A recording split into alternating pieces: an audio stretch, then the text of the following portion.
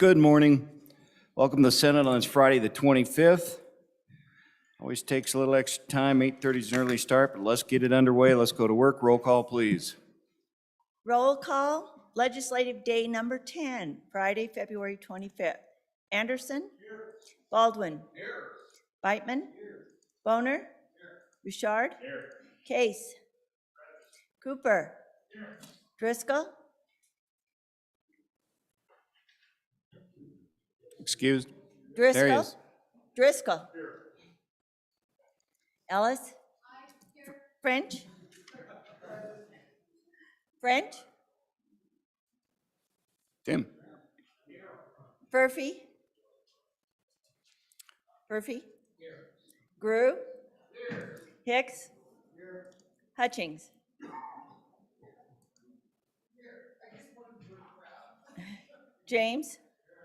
Kinski? Kolb? Present. Cost? Here. Landon? Here. McEwen? Here. Nethercott? Pappas? Here. Perkins? Rothfuss? Here. Salazar? Here. Schuler? Here. Scott? Here. Steinmetz? Here.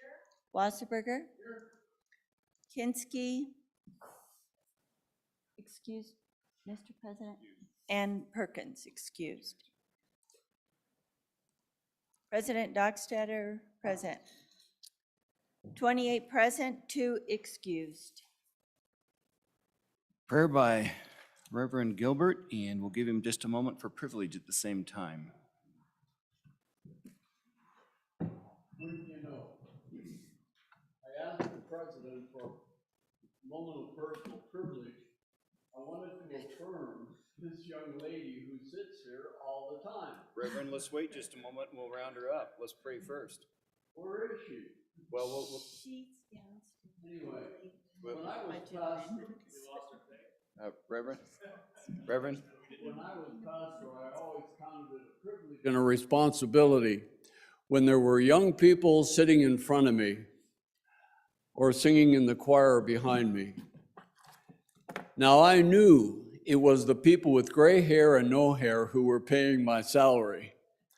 But these young people offered a challenge: how to interpret the Christian faith so that it would make sense to them and give to them a foundation for the rest of their life. I can't speak for the rest of us up here, but she should be a joy to you people and the passing of your legislation. I might even be willing to pay a few cents more for a gallon of gasoline if it guaranteed a better education and safe roads for our young people. I read in the paper of one youth who is too anxious to get out of Wyoming and will never come back. But that's not true for all. Some will go to explore the greater world, and that's true and good for them. But they will want to come back, and it's us who need to preserve for them a place of occupation to raise a family and enjoy the rest of their life. Soon I'm going to be preaching, and I'm not supposed to do that. I designed a prayer written on the name Faith. Never in my 40 plus years of ministry did I have a young person by the name of Faith in the congregation. So this is a prayer based on faith. May we pray. Faithful Heavenly Father of us all, you have been faithful in all your ways. May we be in ours.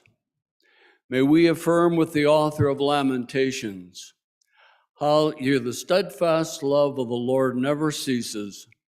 Great is your faithfulness. And so, equipped with your grace, may our faithfulness never cease. May we be appreciative and accountable for our life, our opportunities, and even our obstacles that offer challenges, but never defeat. May we be open to instruction, always keeping our integrity so as to be instruments of well-doing. May we be open to truth, as it is written of you. May all our words be trustworthy and true. Dear God, deep down inside, we all hope that our lives will make this world a better place until heaven becomes our eternal home. And now, may the love of God, the grace of our Lord Jesus Christ, and the fellowship of the Holy Spirit be with you during this budget session and always. Amen. Senator Steinmetz, would you lead us in the pledge? Pledge allegiance to the flag of the United States of America and to the republic for which it stands, one nation under God, indivisible, with liberty and justice for all.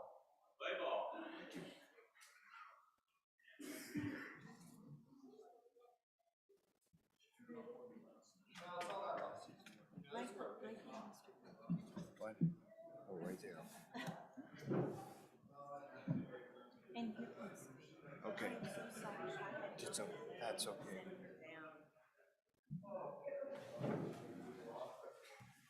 Okay, folks, we want to thank the Reverend for helping us out. And he may have a few of these in his collection, but we're going to continue adding to that because he's good enough and kind enough to come up and help us. Reverend, come up. Thank you. We'll give you a coin here in regards for your good help. And at the same time, as you speak, I'm going to bring you back up here to the podium because it was just noted we found our faith in faith. Come up here. Faith, the Reverend like to say a few things, but there you go. Go ahead. That's yours.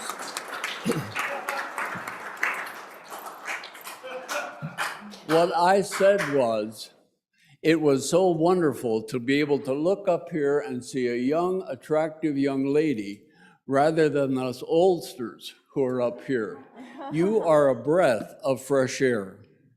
She has a ready smile, a quick and purposeful step, and a pleasing personality. It's a joy to be in her presence, even as it's a joy to be in yours. So thank you so much for all you do. Golly, I didn't make the chick cry. I just want a big smile.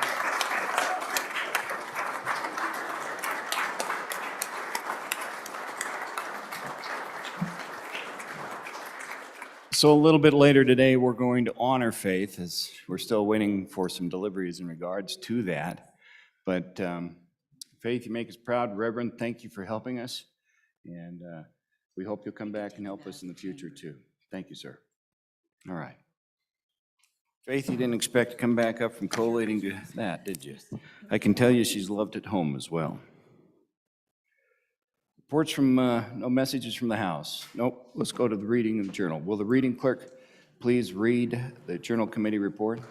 Mr. President, your Journal Committee reports that the Journal of February 24, 2022 has been read and recommends that it be approved. Senator Kolb, Chairman. Thank you. A couple of notes today in Wyoming history. 1909, President Theodore Roosevelt created the Bird Reservations, Pathfinder and Shoshone by Presidential Executive Order 1032. The two wildlife areas would see a tumultuous history, each having been abolished in 1922 by Presidential Executive Order, before Pathfinder Bird Refuge, now known as Pathfinder National Wildlife Refuge, was reestablished August 18, 1928. Quote for the day, Winston Churchill: "Success is not final, failure is not fatal. It is the courage to continue that counts." Session status: today is the last day for Committee of the Whole and House of Origin. Reminder, 1 week from today, all interim topics must be submitted via the online form to LSO by 4 p.m.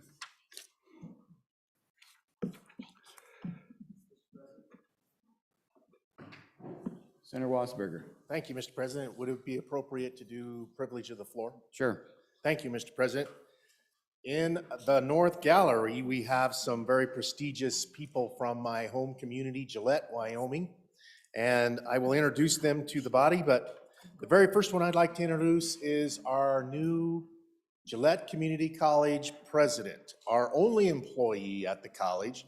And if she would stand at this time, this is Janelle Oberlander, who, when I was a first-year teacher, she was the student body president. I did whatever she told me to do. Anyway, she just earned her doctoral degree on 2/22/22 at 2 p.m., and now we call her Dr. Oberlander. She is our first president. And so next, I'd like to introduce Derek Kimball. And Derek is finishing his associate's degree in diesel, and he is also working on another degree in machine shop, but he is our student body president. And then we have Hannah Smithson. Hannah is the student of the year, right? And so she is the vice president of the student council at our college. And then also the next one is Malia Anderson. And Malia is very special. Shh. My phone's ringing. And it's spam risk, wouldn't you know it? Malia is a senior in high school. She came to me about 2 years ago, and she started taking courses through what's called the Pronghorn Advantage Scholarship, and she will earn her associate's degree 1 week before she earns her high school diploma. And Wow. she is headed to Utah next year to finish her degree. Utah State, I thought you said? Southern Utah. Okay, so the last person is Avery Maxwell, and she is she's our secretary, but she's planning on running for higher office this next year. And then I have Susan Surge. Susan is our staff member of the year. And then finally we have, did I get everybody? Grace Henderson. So welcome to the Senate.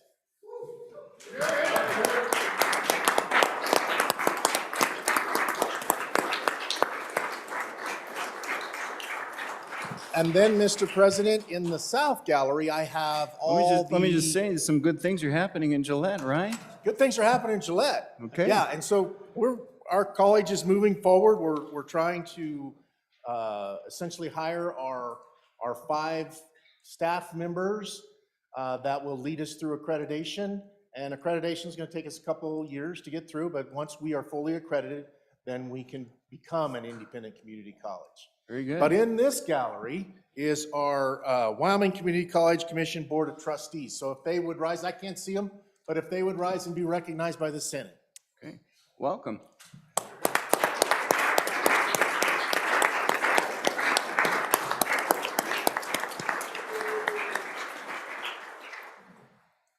Very good. Other privileges? Go ahead. There you go. Mr. President, thank you, Mr. President. Actually, to the left, who we just clapped for, those are our Laramie County Community College Board of Trustees who do so much for this good county. Just a big shout out for them. And they do participate on the WAC-T Commission Board as well. So thank you for all that they do. Thank you again. Appreciate it.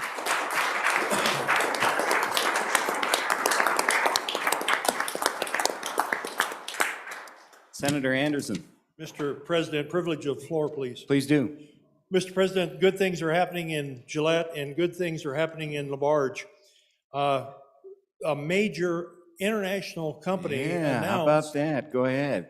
announced that they're going to expand their CO2 sequestration project by $400 million over the next few years. They'll add 1.2 million metric tons to the 6 to 7 million metric tons they already sequester. They'll be the largest CO2 storage in the world at LaBarge. How about that? Southwest Wyoming. Thanks, Mr. Chairman, for making that announcement. Any other privileges? Okay. Please do.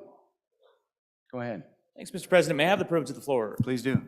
Mr. President, tomorrow is actually a Saturday, as we know, and it's a rare Saturday for me because I'll be home on my wife's birthday, which doesn't happen very often. I know that she's out there right now listening to something else entirely.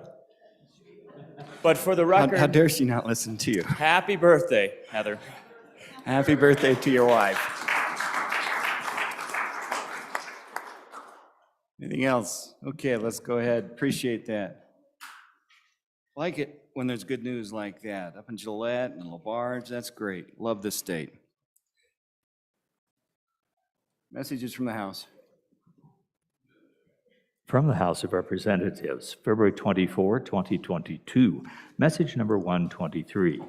Mr. President, the following bills passed the House on third reading in an amended form. House Bill number 6, ARPA funds for water and wastewater projects, ayes 52, noes 7, excused 1. Message number 125, February 24, 2022. Mr. President, House Bill number 2, disposition of water rights, ayes 59, excused 1. Message number 128, House Bill number 47, local impact assistance payments, ayes 39, noes 20, excused 1. Message number 129, House Bill number 49, election reporting requirements, ayes 45, noes 14, excused 1. Message number 130, House Bill number 52, timeline to prepare and process absentee ballots, ayes 46, noes 13, excused 1. Message number 131, House Bill number 65, county tax protest filing date, ayes 59, excused 1. Wendy Harding, House Chief Clerk. February 24, 2022, message number 124.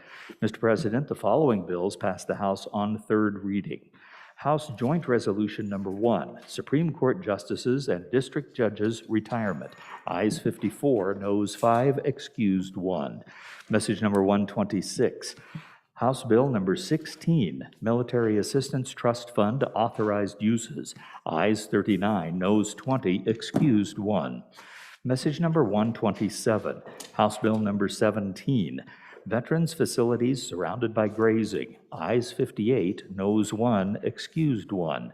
Message number 132, House Bill number 86, Genetic Data Privacy Amendments, ayes 59, excused 1. Message number 133, House Bill number 87, Insurance Investments Amendments, ayes 34, noes 25, excused 1. Message number 134, House Joint Resolution number 5, Permanent Mineral Trust Fund Investments and Distributions, ayes 44, noes 14, excused 2. Message number 135, House Joint Resolution number 6, Common School Account Investments and Distributions, ayes 45, noes 14, excused 1. Signed, Wendy Harding, House Chief Clerk. Thank you. Reports from standing committees.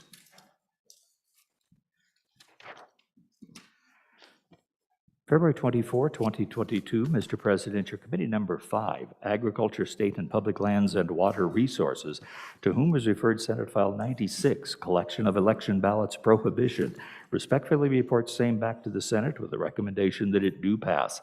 Ayes, Senators Boner, Bouchard, French, and Cost. No, Senator Wasserberger. Senator Boner, Chairman. February 24, 2022, Mr. President, your committee number 5, Agriculture, State and Public Lands and Water Resources, to whom is referred Senate File 93, Legislator Voting Records, Legislative Website, respectfully reports same back to the Senate with a recommendation that it do pass. Ayes, Senators Boner, Bouchard, French, Cost, and Wasserberger. Senator Boner, Chairman. Mr. President, February 24, 2022, your committee number 3, Revenue, to whom is referred House Bill 22, engrossed, Industrial Revenue Bonds Pilot Payments, respectfully reports same back to the Senate with a recommendation that it do pass amended. Ayes, Senators Baldwin, James, Pappas, and Schuler. No, Senator Case. Senator Case, Chairman.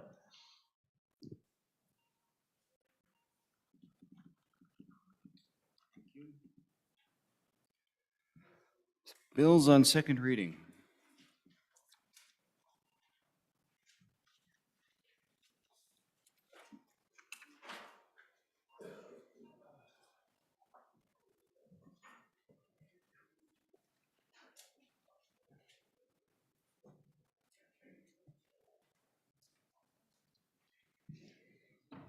Okay, here we go. Senate File 11, second reading in the Senate file.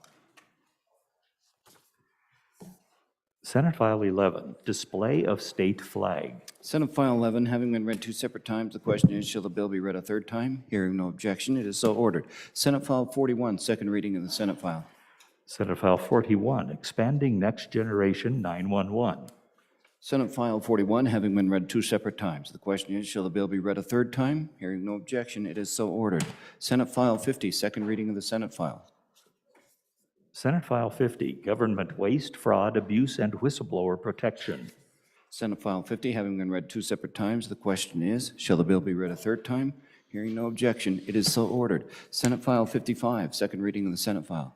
Senate File 55, insurance sandbox. Senate File 55, having been read 2 separate times, the question is, shall the bill be read a third time? Hearing no objection, it is so ordered. Senate File 56, second reading of the Senate file. Senate File 56, lottery amendments. Senate File 56, having been read 2 separate times, the question is, shall the bill be read a third time? Hearing no objection, it is so ordered. Senate File 62, second reading of the Senate file. Senate File 62, Civics Transparency Act. Senate File 62, having been read 2 separate times, the question is, shall the bill be read a third time? Hearing no objection, it is so ordered. Senate File 76, second reading of the Senate file. Senate File 76, financial exploitation of vulnerable adults. Senate File 76, having been read 2 separate times, the question is, shall the bill be read a third time? Hearing no objection, it is so ordered. Senate File 77, second reading of the Senate file. Senate File 77, name change, duration of residency requirement. Senate File 77, having been read 2 separate times, the question is, shall the bill be read a third time? Hearing no objection, it is so ordered. Senate File 78, second reading of the Senate file. Senate File 78, language proficiency seal of biliteracy. Having been read 2 separate, Senate File 78, having been read 2 separate times, the question is, shall the bill be read a third time? Hearing no objection, it is so ordered. Senate File 80, second reading of the Senate file. Senate File 80, omnibus water bill construction. Senate File 80, having been read 2 separate times, the question is, shall the bill be read a third time? Hearing no objection, it is so ordered. Senate File 81, second reading of the Senate file. Senate File 81, clarification of existing state ownership of groundwater. Senate File 81, having been read 2 separate times, the question is, shall the bill be read a third time? Hearing no objection, it is so ordered. Senate File 82, second reading of the Senate file. Senate File 82, supplemental water development funding. Senate File 82, having been read 2 separate times, the question is, shall the bill be read a third time? Hearing no objection, it is so ordered. Senate File 84, second reading of the Senate file. Senate File 84, mineral royalties, proportional severance tax relief. There is an amendment. Senate File 84, second reading amendment number 1, page 5, line 22. Senator Boner. Thank you, Mr. President. I move second reading amendment number 1 is Senate File 84. Ladies and gentlemen, this amendment is a product of some of our discussion we had yesterday. There was a desire among some on the floor to put a cap on this rebate program. So all that the amendment does, if oil is above $80 a barrel, the refund goes away. If gas is above $4 an MCF, that refund goes away. They're independent from one another. They're based off of monthly average, so we don't have a constant influx going up and down and getting the refund or not. So there's some stability there. That's what the amendment does. It's a policy consideration. Certainly happy to bring it to the body and support it if it makes the idea palatable to a wider group of people. So I'll stand for any questions. Questions, discussion on the amendment, second reading amendment number 1 to Senate File 84. Chairman Anderson. Mr. President, I support the amendment, but I note that $4 is a pretty high measure for natural gas, but I guess we have to put it somewhere. So in favor of the amendment. Thank you. Any further discussion on the amendment? On the amendment. Ready for the question? Question being called. Second reading amendment number 1 to Senate File 84. All those in favor? Oh, we got some money. No, okay, no we don't, sorry. I saw a dollar sign there. One more time. Second reading amendment number 1 to Senate File 84. All those in favor say aye. Aye. Those opposed, nay. The amendment is passed back on the bill. Any discussion? Senate File 84, having been read two separate times, the question is, shall the bill be read a third time? Hearing no objection, it is so ordered. See dollar signs during the budget. Okay. Senate File 85, second reading of the Senate File. Senate File 85, Child Care Facility Certification Exemption. Senate File 85, having been read two separate times, the question is, shall the bill be read a third time? Hearing no objection, it is so ordered. Senate File 86, second reading of the Senate File. Senate File 86, Wildfires One Call Exception Correction. Senate File 86, having been read two separate times, the question is, shall the bill be read a third time? Hearing no objection, it is so ordered. Senate File 92, second reading of the Senate File. Senate File 92, Driver's License or ID Card Renewal or Extension Exemption. Senate File 92, having been read two separate times, the question is, shall the bill be read a third time? Hearing no objection, it is so ordered. Senate File 100, second reading of the Senate File. Senate File 100, Stocking Amendments. Senate File 100, having been read two separate times, the question is, shall the bill be read a third time? Hearing no objection, it is so ordered. Senate File 106. Senate File 106. Second reading of the Senate File. Go ahead. Senate File 106, Wyoming Stable Token Act. Senate File 106, having been read two separate times, the question is, shall the bill be read a third time? Hearing no objection, it is so ordered. Let's see, I need to.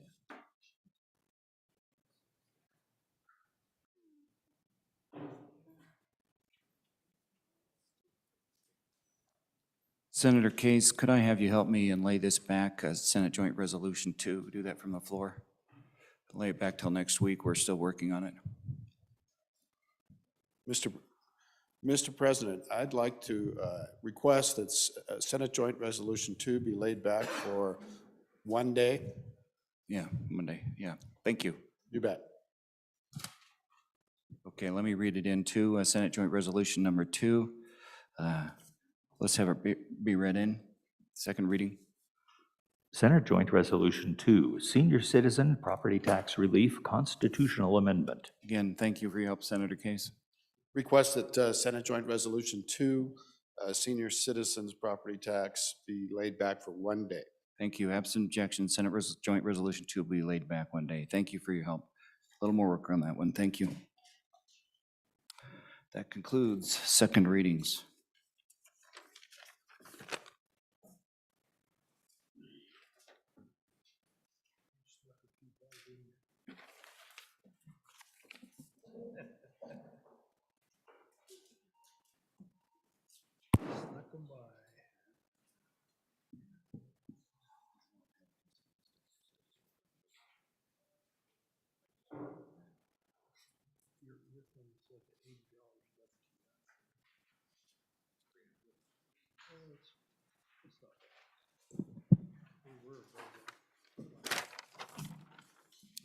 Bills on third reading and final passage. Mr. Majority Floor Leader, do you have a consent list?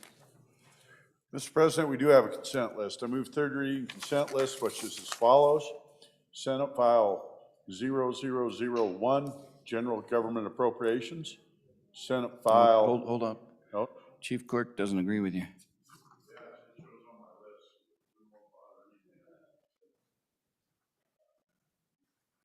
Senate File 7, Wyoming Gaming Commission, Scrivener error correction. Senate File 43, Community College District Elections. But just start over, sir. Well, let's start over. We'll get you mic'd for the folks listening across the state. Eliminating Senate File 1, now go. Mr. President, we do have a consent list. I move the following third reading bills. Senate File 7, Wyoming Gaming Commission, Scrivener error correction. Senate File 43, Community College District Elections. Senate File 90, Capital Financing Select Committee Membership. And Senate File 112, General Government Reports 2. Would anyone like any of these bills removed from the list? Senator Ellis. Mr. President, I'd like Senate File 7 removed from the list. Done. Any others to be removed from the list? Once again, repeating the list then, on third reading consent. Senate File 43, Community College District Elections. Senate File 90, Capital Finance Select Committee Membership. Senate File 112, General Government Reports 2. Chief Clerk, call the roll.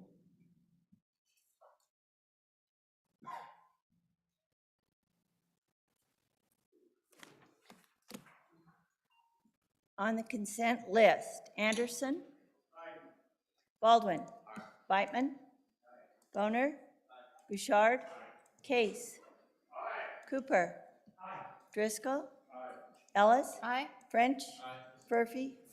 Guru. Hicks. Hutchings. James. Kinski. Kolb. Cost. Landon. McEwen. Nethercott. Pappas. Perkins. Rothfuss. Salazar. Schuler. Scott. Steinmetz. Wasserberger. President Dockstader. On the consent list, 30 aye.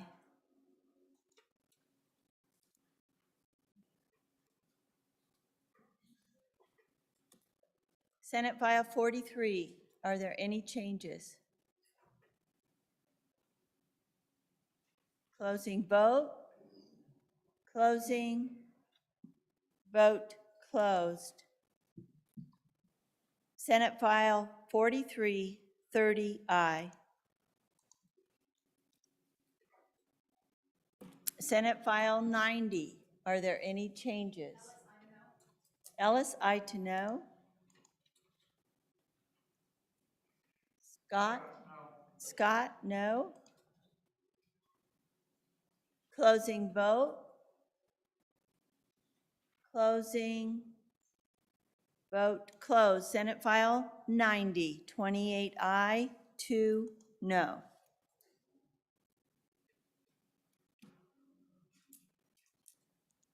Senate File 112, are there any changes? Closing vote. Closing. Vote closed. Senate File 112, 30 aye.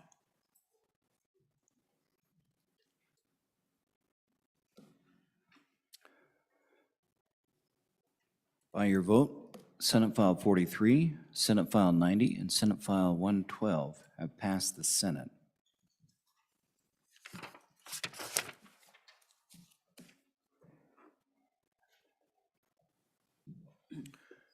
Bills on third reading.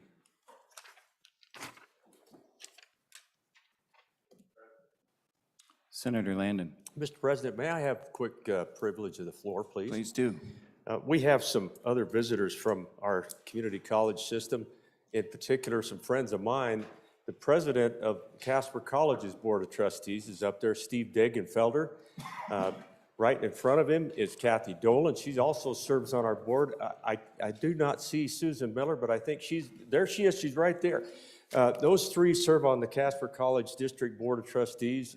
Most importantly, they're friends of mine. Would you please welcome them to the Senate? Thank you.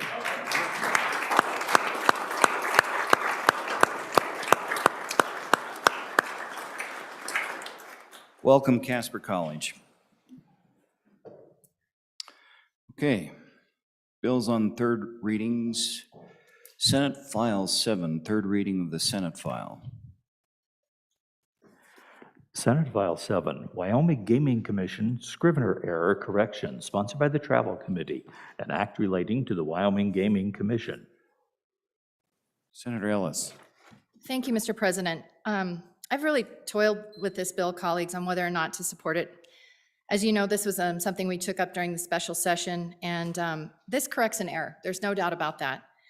But as I've continued to work on looking at our gaming laws in Wyoming, Mr. President, I want to make sure the body's aware, in my view, our work is not done. There are a number of issues where I think what we've passed so far is not quite being applied as we intended. I think if you read those gaming statutes, there's much room for improvement to make sure things are reading clearer. And I think anyone that works in the gaming industry will tell you that they want good regulation, because that ensures public confidence.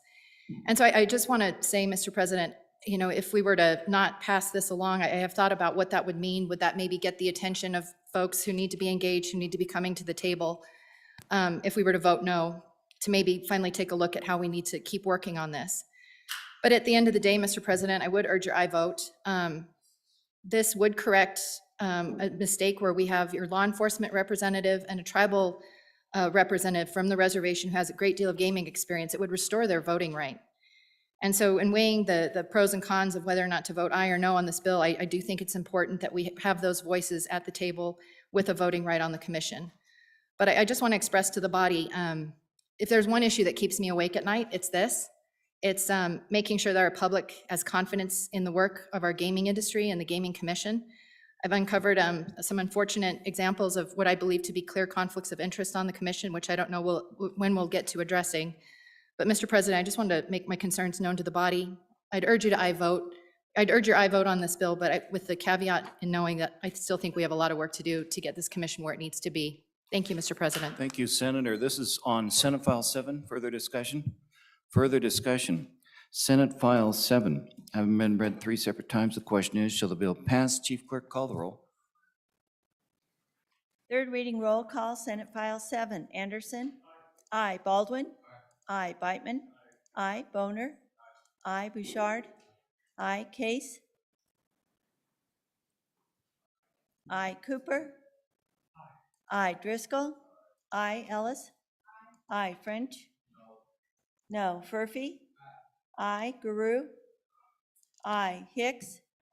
Aye. Hutchings? Aye. James? Aye. Kinski? Aye. Cole? Aye. Cost? Aye. Landon? Aye. McEwen? Aye. Nethercott? No. Pappas? Aye. Perkins? No. Rothfuss? Aye. Salazar? Aye. Schuler? Aye. Scott? Aye. Steinmetz? Aye. Wasserberger? Aye. President Dockstader? Aye. Closing vote. Closing. Vote closed. Senate File 7, 27 aye, 3 no. Senate File 7, having received the affirmative vote of the majority of the members elected to the Senate, Senate File 7 has passed the Senate. Senator Cole, Privilege of the floor. please do. I would like everyone to recognize Dr. Dale from President of Western Wyoming Community College. And she's here, and we do a great job, and I'm very proud of our facilities. Thank you, Dr. Dale. Dr. Dell, stand up for us.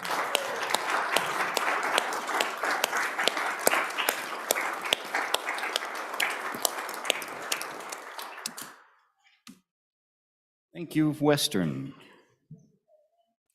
Please do. Go ahead. Thank you, Mr. President. Privilege of the floor. Yes. I'd like to recognize Dr. Travers from Eastern Wyoming College. Welcome to the Senate. Thank you.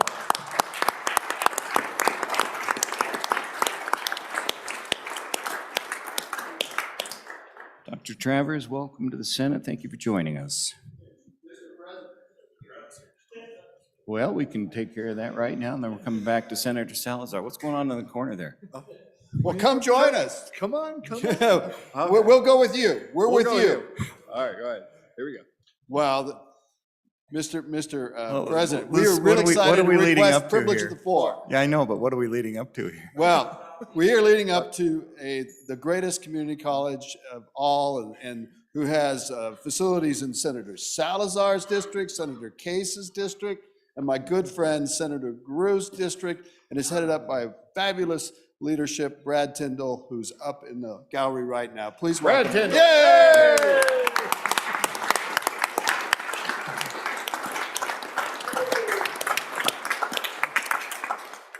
Welcome to the Senate. Appreciate that. Senator Salazar, you could have gone back to the corner there too. All right.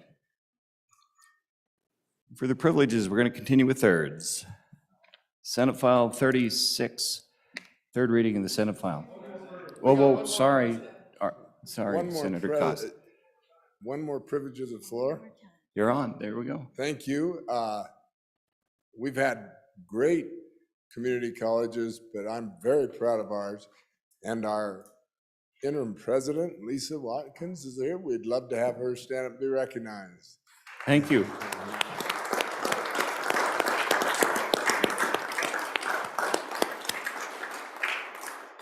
Welcome to the Senate. Thank you. Senate File 36, third reading in the Senate file. Senate File 36, Pharmacy Benefit Managers Act Enhancement, sponsored by the Labor Committee, an act relating to pharmacy benefit managers. There are amendments. Please read in the amendments. Senate File Amendment. 36, third reading amendment number 1, page 2, line 4, delete. Senator Hutchings, this might be the time. Go ahead. Thank you, Mr. Chairman. I'm ready now. Okay. I was a little Go ahead and confused move it. about the order. Move it and tell us about Yes, Mr. President, I move third reading amendment number 1 to Senate File 36, Pharmacy Benefit Manager Act enhancements, and ask for your aye vote. I will explain the amendment. When you see it, you see a lot of deletions, a lot of section moves, and it may seem a little bit daunting to you, but if you guys pick up this sheet here that was in your box, I've called it a visual overview of the third reading amendment to help you understand it at a glance. So unless you choose, we don't have to really go through the bill.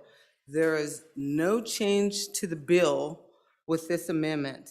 What we did, because we are doing a date change, we created different sections in the bill. So we took sections from the blue book or green books and created section 1, because these items are created, you'll see that in the left column.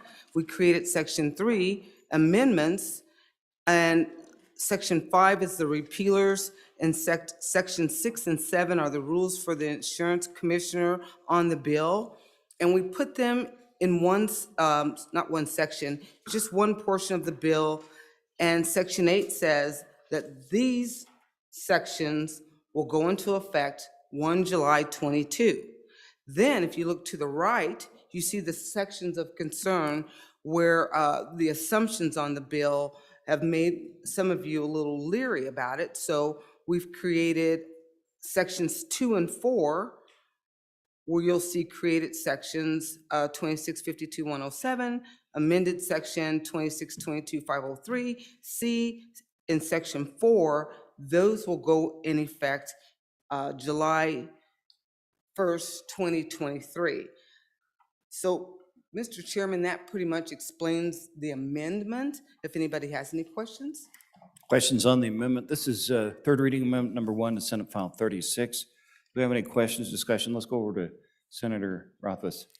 Thank you, Mr. President. Mr. President, just to clarify that I understand what's happening here, and I think I do, I appreciate the visual, but it's my understanding that this amendment changes nothing except sets a series of different start dates or effective dates for it, as we've seen in the graphics. So my question when the sponsor rises for the second time would be, has anything changed due to this amendment other than those effective dates? I believe the answer is no, but I just want to verify that there's nothing substantive in the amendment other than the effective dates. Thank you. Let's see if there are any other questions or discussion before we go back to the sponsor.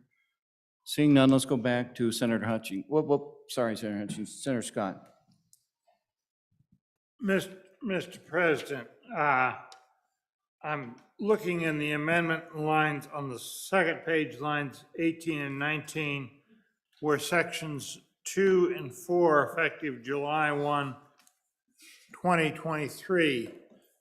And Mr. President, my very quick reading of this amendment is that this is a year's delayed effective date on the key operating provisions of this bill.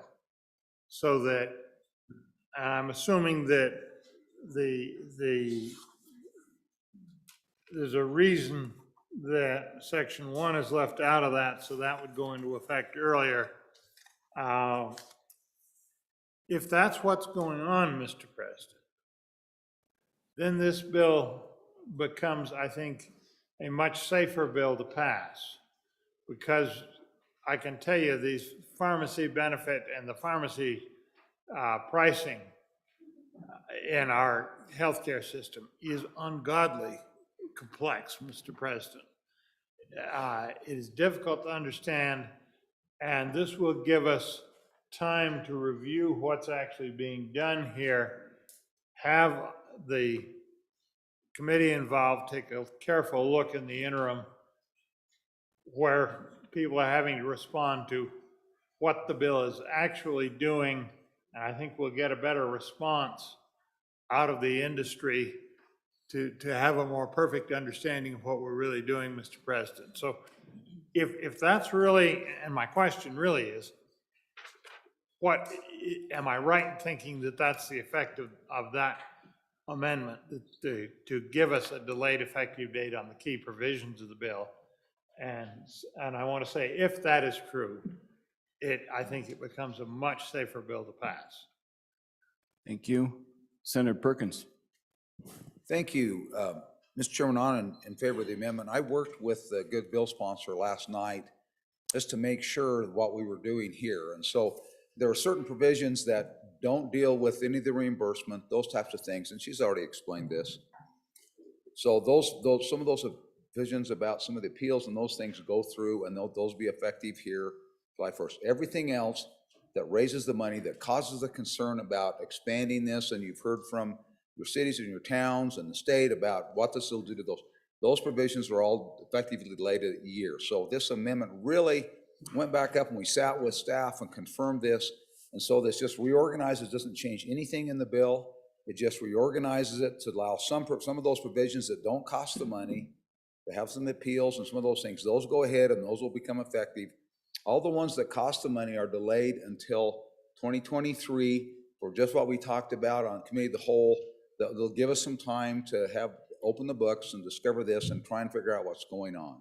So it gets complicated, but that's what we're doing, just creating two.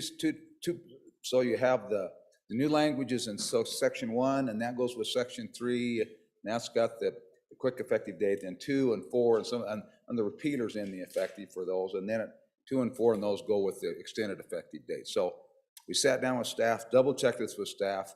That's what it does. So exactly what my good friend, my good much taller senator from Tony County just said. Okay, let's go back to the sponsor. Senator Hutchings. Wow, Mr. Chairman, I'm impressed. And I also thank the president of JAC for helping me with this amendment. The answer to the good senator to my right is he's absolutely correct. And the good senator to my left, he's absolutely correct. With that, Mr. Chairman, I ask for your aye vote. Okay, question on the amendment. This is on third reading amendment number 1 to Senate File 36. All those in favor say aye. Aye. Those opposed, nay. The amendment has passed. Back on the bill, Senate File 36. Any other further discussions? Just a quick comment, Mr. Chairman, if I may. Go ahead. I wanted to draw your attention back to this diagram where we had the list of the states and the legislation that has been passed over the past few years in regards to this. I called a national organization or emailed a national organization yesterday, and I said, last year you were tracking 81 bills in 29 states. Can you give me the number this year? The number that they're tracking in this particular type of subject, the PBMs, they're now tracking 115 bills in 32 states. This is a serious, serious matter, and I'm really proud of the work Wyoming has done with this bill, and I ask for your yes vote. Thank you. Okay, ready then for the question. This is on Senate File, Senator Scott. Mr. President, I would like to rise to extend my compliments to Committee 10 for taking this issue on. Frankly, the whole drug pricing system in the United States is a mess. I've received a lot of information from the lobby on this bill, and it shows, gee, we're going to increase the prices, but what it really shows is outrageous prices and practices to start with, and then partial relief on a coupon. And it reminds me of some certain merchandising practices that go on where they raise the price so they can give you a sale. And it's fearful and wonderful. And I think with the amendment we just adopted, we'll have a better chance of, Mr. President, in the coming year, finding out more about what's really going on in there and what we in Wyoming can change and what we can't change, because that's the piece I see missing in some of the stuff that's being furnished to us from the various lobbying groups. And Mr. President, we should not underestimate the difficulty of the task that's going to be before Committee 10 in the next year, sorting all this out. The system they're starting with is quite a mess that we've developed nationally, and it's going to take some more work. So I think we're making a good step forward here. Further discussion? Question. This is on Senate File 36. Having been read 3 separate times, the question is, shall the bill pass? Chief Clerk will please call the roll. Third reading roll call, Senate File 36. Anderson? Aye. Baldwin? Aye. Whitman? Aye. Boner? Aye. Bouchard? Aye. Case? Aye. Cooper? Aye. Driscoll? Aye. Ellis? No. French? Aye. Furphy? No. Guru? No. Hicks? Aye. Hutchings? Aye. Aye. James? Aye. Kinski? Aye. Cole? No. No. Cost? Aye. Landon? Aye. McEwen? Aye. Nethercott? No. No. Pappas? Aye. Perkins? Aye. Rothfuss? Aye. Salazar? Aye. Schuler? Aye. Scott? Aye. Aye. Steinmetz? Aye. Wasserberger? No. President Dockstader? Aye. Closing vote.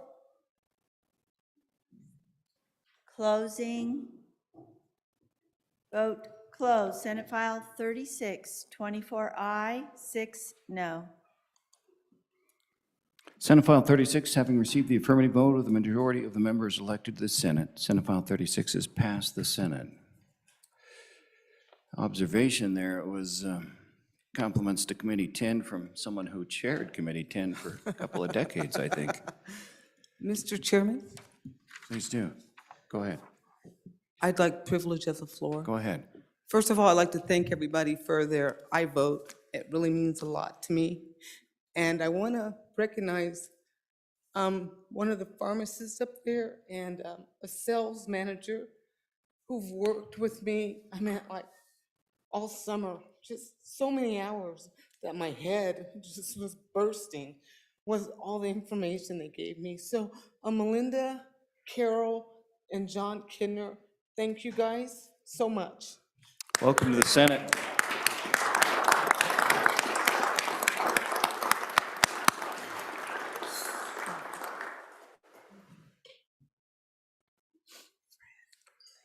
Senate File 61, third reading of the Senate file. Senate File 61, Sage Grouse Game Bird Farms, No Certification Expiration 2, sponsored by Senator Perkins, an act relating to game and fish. There's an amendment. Reading the amendment. Senate File 61, third reading amendment number 1, page 1 above line 1, in. Senator Rothfuss.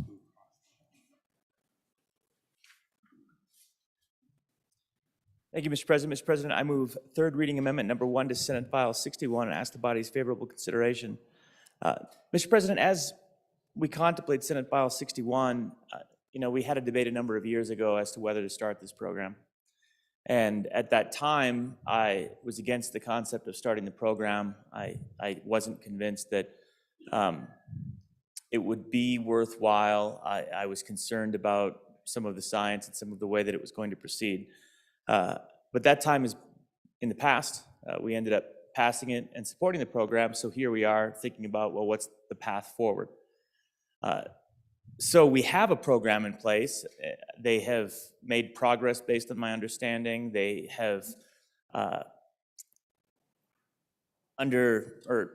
begun investigations and tried to understand better the circumstances of captive breeding and potentially wild breeding, and are really trying to make progress. And I think they have done good work over the past few years in pursuing those objectives, but I still have concerns. I don't feel comfortable just saying at this point in time, okay, everything's fine, go forth and do as you see fit, which is effectively what would happen if we removed the sunset date.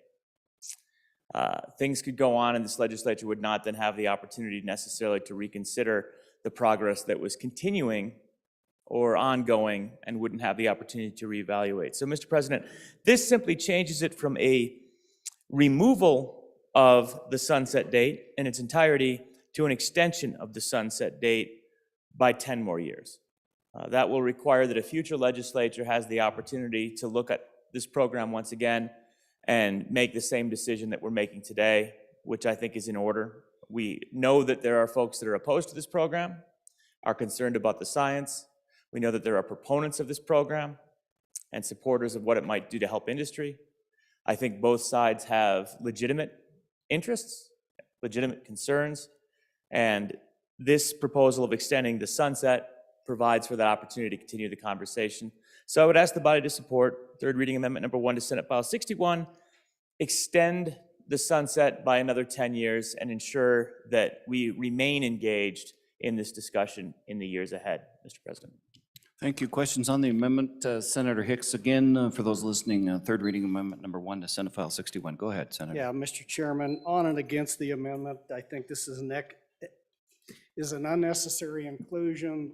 They're still under regulation of the Wyoming Game and Fish Department as a bird farm. So there's still annual inspections. They go through those review. There's more than adequate protections right now to do the monitoring associated with their license through the Wyoming Game and Fish Department to take care of any concerns that come up. We as a legislature, working with our department and our TRW committee and individual members here, can be more than responsive to an issue as it arises versus just putting a sunset date out here and saying, well, in 10 years, we're going to revisit this issue. Mr. Chairman, it's not broke. It is working. There's adequate regulatory controls in place to already address this. So on and against the amendment. Further discussion? Let's go to Senator Byman.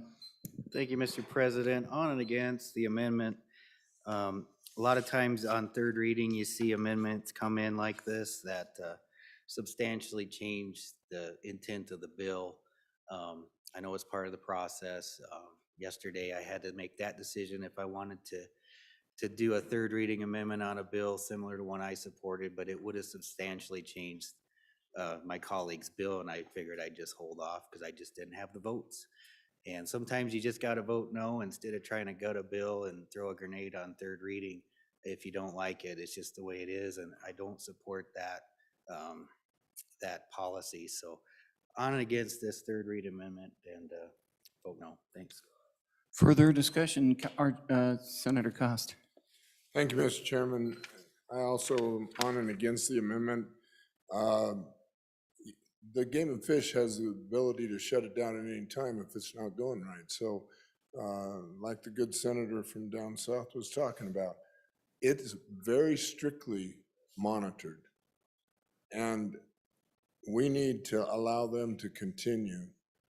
The sunset date would not be any more effective than what the Game and Fish would do. I think we need to just go ahead and go with Game and Fish. They're going to monitor that, and it will continue to move forward in the best interest of what they're trying to achieve. Thank you. Thank you. Further discussion? Let's go back to Senator Perkins. Just very briefly, Just a couple of additional points. I appreciate the support for the bill. I appreciate support on opposing this amendment, on and against the amendment for a couple of reasons. One is that these folks have acted very responsibly. They're under, as according to the testimony, very strict annual review on their license with the Game and Fish folks. They're very strict requirements. They built according to the specifications and requirements and of the Game and Fish. They've been very cooperative. They're learning a lot about the sage grouse. This sage grouse, if it is ever listed, probably has an impact of in between $5 and $6 billion a year to the state of Wyoming overall. And so it's a very important issue. The other thing I bring up, two other points. And one of, if you're going to extend this and you extend it 10 years, well, guess what? You've extended it back to a budget session in an even year. And so if you do this again, it takes 2/3 of votes to do this. So extending it to a budget session year just on its face is not particularly a good idea. But the other side of it is that at the end of this, they're making progress. And I just note that we do large projects every year. We've got a motion in the budget bill to add another $75 million to the Wildlife Trust Fund, so that can begin to fund. And what it was to do is we restore a lot of habitat with those large fund projects. And as we restore habitats, and that's going to be habitats appropriate for sage grouse, but there's no sage grouse there right now. So you can capture them and move them over, and you can transfer them that way, or maybe we'll get to the point where you can start to repopulate some of those areas with these sage grouse, which is kind of the intent and the whole point anyway. So this is a dynamic process. This is not the complete answer. If nothing else, we're going to learn a ton about the greater sage grouse in this that can aid us as we move forward. And so I would just ask you to continue to reject this and approve the bill. Thank you, Mr. Thank you. Any further discussion on the amendment? Over to Senator Case. Thank you, Mr. President. I rise in support of the amendment. Mr. President, this is kind of where we're talking about the bill. So the sunset and the bill, they're kind of related. So let's go ahead and address it through the amendment too. Go ahead. Yes, certainly. So the reason I would like to see the amendment on it, Mr. President, is I have my reservations. And Mr. President, it's kind of like this. I'm very impressed with this program. I'm impressed with the science. I'm impressed with the people behind it. The main benefactors I consider a good friend of mine. And, but Mr. President, I think if we are drawing analogies from things like the black-footed ferret, the California condor, and thinking that those species recoveries, which were really last-ditch efforts, absolute last-ditch efforts when the species had declined to such a level where there were only a handful of individuals left. That's one kind of Hail Mary, I guess, Mr. President, and I appreciate that we now have that knowledge that should that happen, we could do that in the future.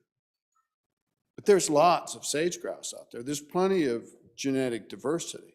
I'm worried that this effort could narrow the genetic diversity of the sage grouse.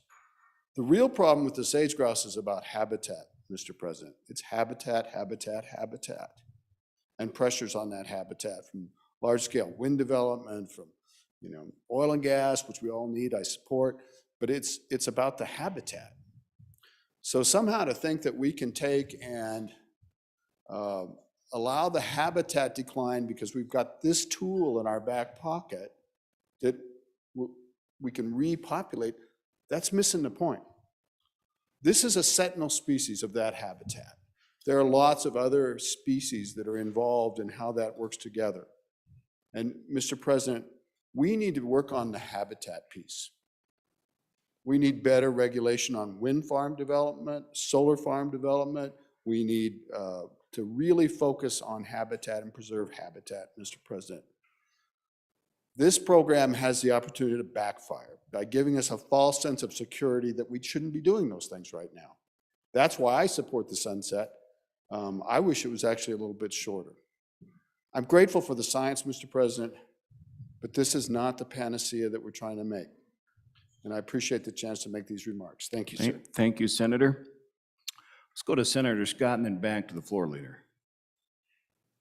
Mr. President, I've heard the habitat argument as to that's the problem with the greater sage grouse all along. And there's a good deal of truth in it. But Mr. President, it is not the only problem that we've got with the greater sage grouse. One of the things I do when we're not in session is I go out in April 3 times at about an hour before sunup and go out to the lek we have on our south pasture and count it. And it's a very interesting one to count. And so are the other ones on our ranch that get counted, because there is no significant habitat disturbance there in recent years. The habitat is pretty well intact, and yet we had a big decline past couple of years, past 3-4 years, in the numbers. And we've been watching that lek now for 50-some years.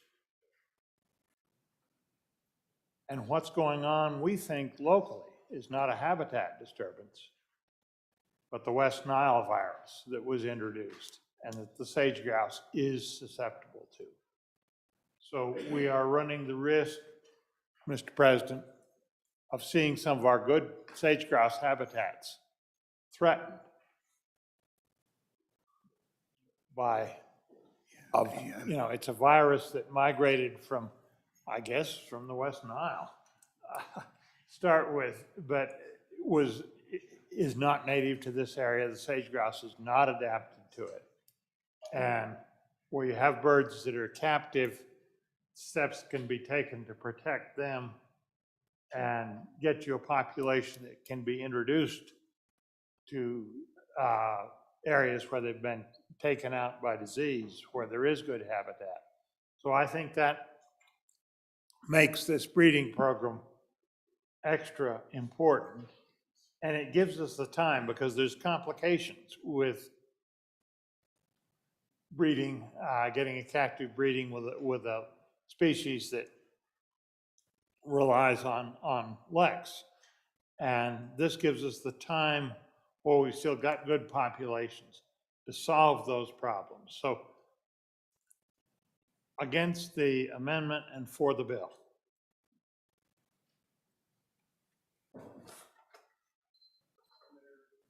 Mr. Majority Floor Leader, go ahead.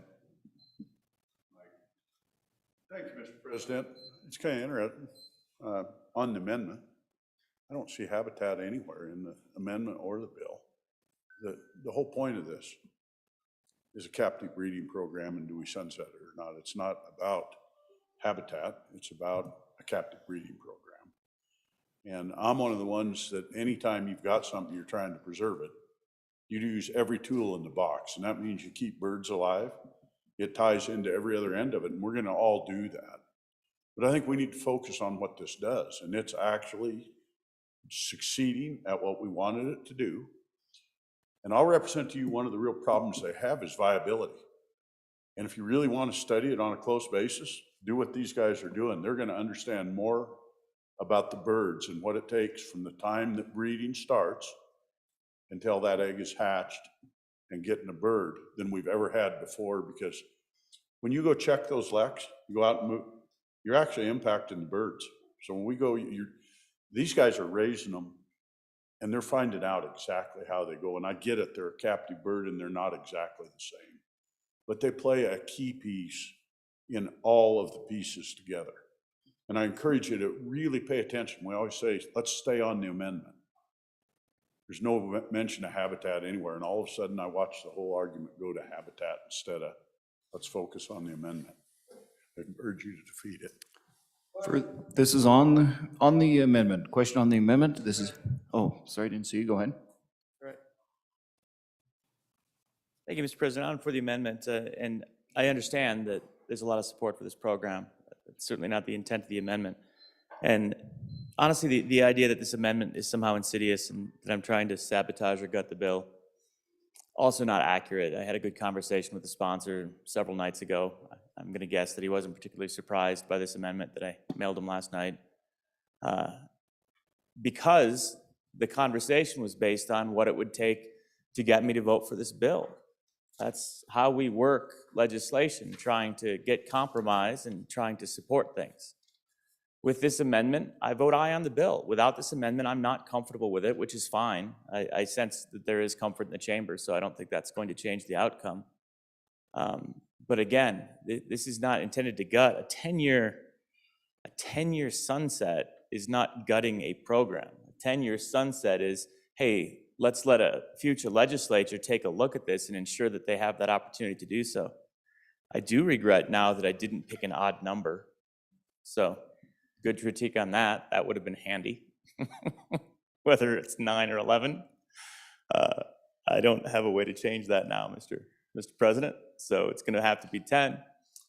But again, it's an opportunity to make a decision whether or not the interests of those that oppose the bill, and they're out there. You don't have to agree with them, but they're out there and they're credible. There are scientists that oppose the bill, and there are wildlife enthusiasts and advocates and hunters and fishermen and all sorts of people that we respect and like that are our friends and colleagues that oppose this bill. And I think there's enough legitimacy to those concerns that it would be okay for us to come back as a legislature, whether it's us or whether it's a future legislature, and take a look at this program again in 10 years. That's why I brought this sunset revision. I hope the body will support it, but then if it doesn't, that's okay too, because again, it's the will of the body to make that decision whether we want to continue the program or provide an opportunity to review. But again, I hope nobody sees any intent to sabotage on this 10-year sunset extension, Mr. President. Okay, question on the amendment. Third reading amendment number 1 to Senate File 61. All those in favor say aye. Aye. Those opposed, nay. No. Amendment has failed. Back on the bill. Further discussion on Senate File 61. Senate File 61 having been read 3 separate times. The question is, shall the bill pass? The chief clerk will call the roll. Third reading roll call, Senate File 61. Anderson? Aye. Baldwin? Aye. Beitman? Aye. Boner? Aye. Bouchard?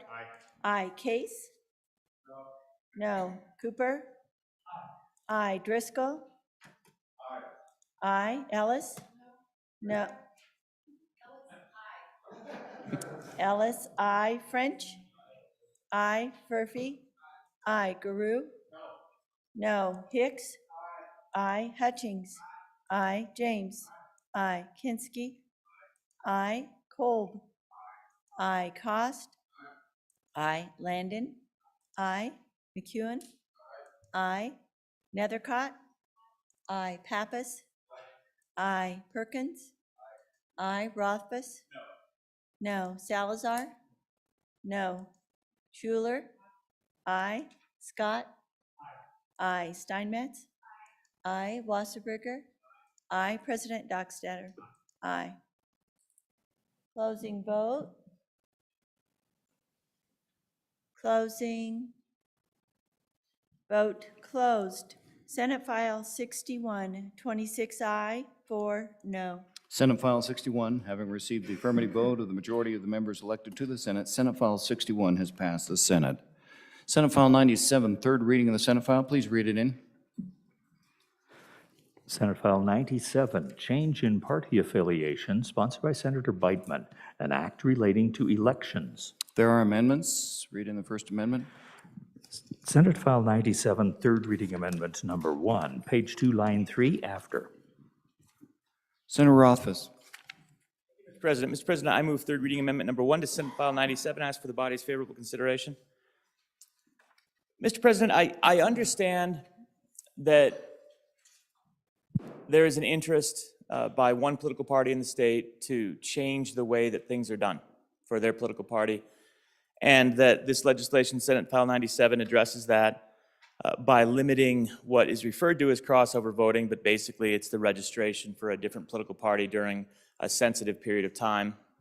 As this legislation is drafted, that period of time begins immediately prior to registration for office and then goes through the primary election. That's the intent of the legislation, and I think we've been debating this for a number of years. What I have said year in and year out is that as a representative of a different political party, we don't want that. We don't want anyone to not be able to register for our political party at any point.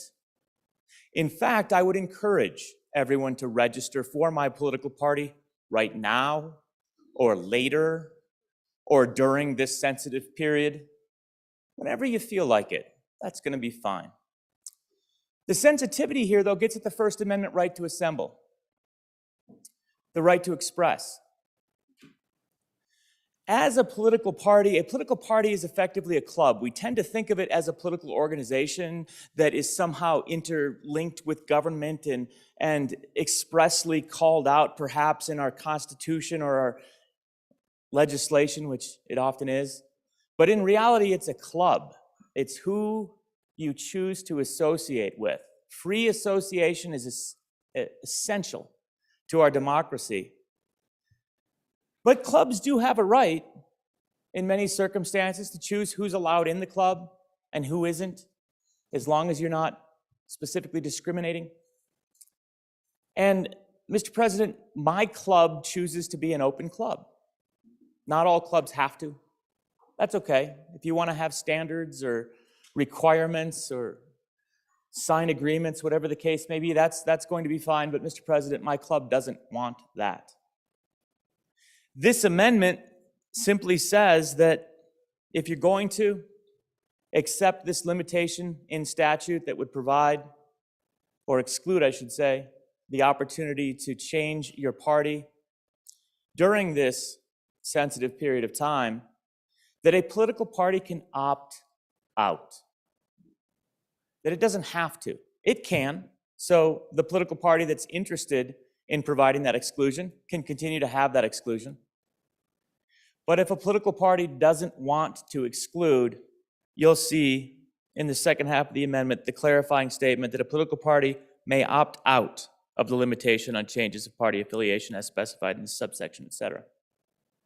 So, on behalf of my party, which doesn't share this concern, let us have an open party, open registration, open enrollment, to continue to be the open party that we aspire to be. Mr. President, I hope the body will support this, recognizing that this is the minority interest and we can be easily outvoted, but it is our interest. Thank you. Discussion on the amendment. Let's go to Senator Beitman. Thank you, Mr. President. On and against the amendment, I do agree with my good friend, the minority floor leader, that his party does need some help, but just a joke, my friend. No, I think on third reading, this is, it's a pretty substantial change. It would have been interesting to discuss during the committee hearings and get the feedback from the Secretary of State's office on how this would work and from the clerks and their input on this, but we don't get that opportunity here on third reading on final passage. So, this will end up making its way down the hall, and I think hopefully there'll be a committee hearing again on this, and it would be a good opportunity to have this discussion, but not here on third reading, Mr. President. Thank you. Thank you. Further discussion on the amendment? Just a reminder, let's sensitive subject. Let's keep it professional. Senator Scott. Mr. President, this is just like the previous bill we're talking about. We're trying to save an endangered species. And I think this is one practical way we've come up with to do it on and for the amendment. Further discussion? Go back to the sponsor.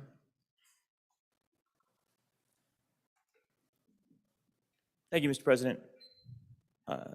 Again, we have a political process that allows that process for amendment here on third reading, and there certainly is another chamber. I hope there are no problems with the way this is structured. If there are, I would be happy to work through it to ensure that it does exactly what it's supposed to do. I don't have anything hidden in here. The intent is exactly equal to what I hope the language does. So, Mr. President, when you go back home, check your Lex. If you find any Democrats there, anybody that wants to register, I hope we continue to have the free opportunity to do so at any point.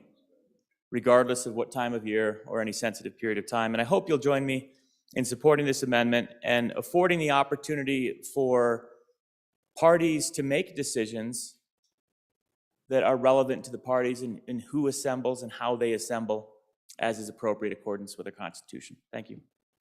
On the amendment, question?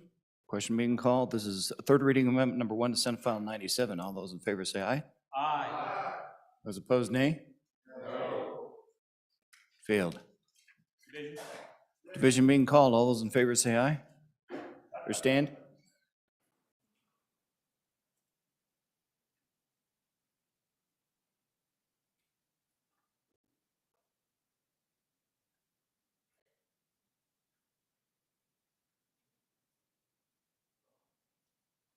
Well.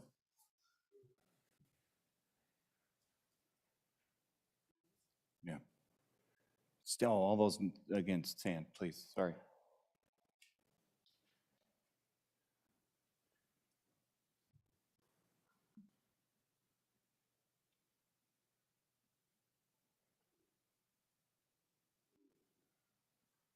Okay, noes 18, yes 12, no 18.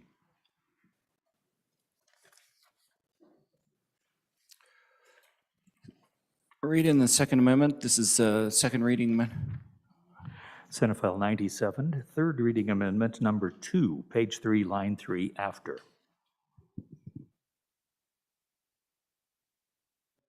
Mr. Perkins. Thank you, Mr. Chairman. I got busy and I didn't have a chance to talk to the sponsor about this amendment, so I'm going to withdraw it. Okay, absent objection, second reading amendment number, third reading amendment number 2 to Senate File 97 has been withdrawn. 2 amendments, first one failed, second one withdrawn. We are back on the bill. Senate File 97, Senator Case.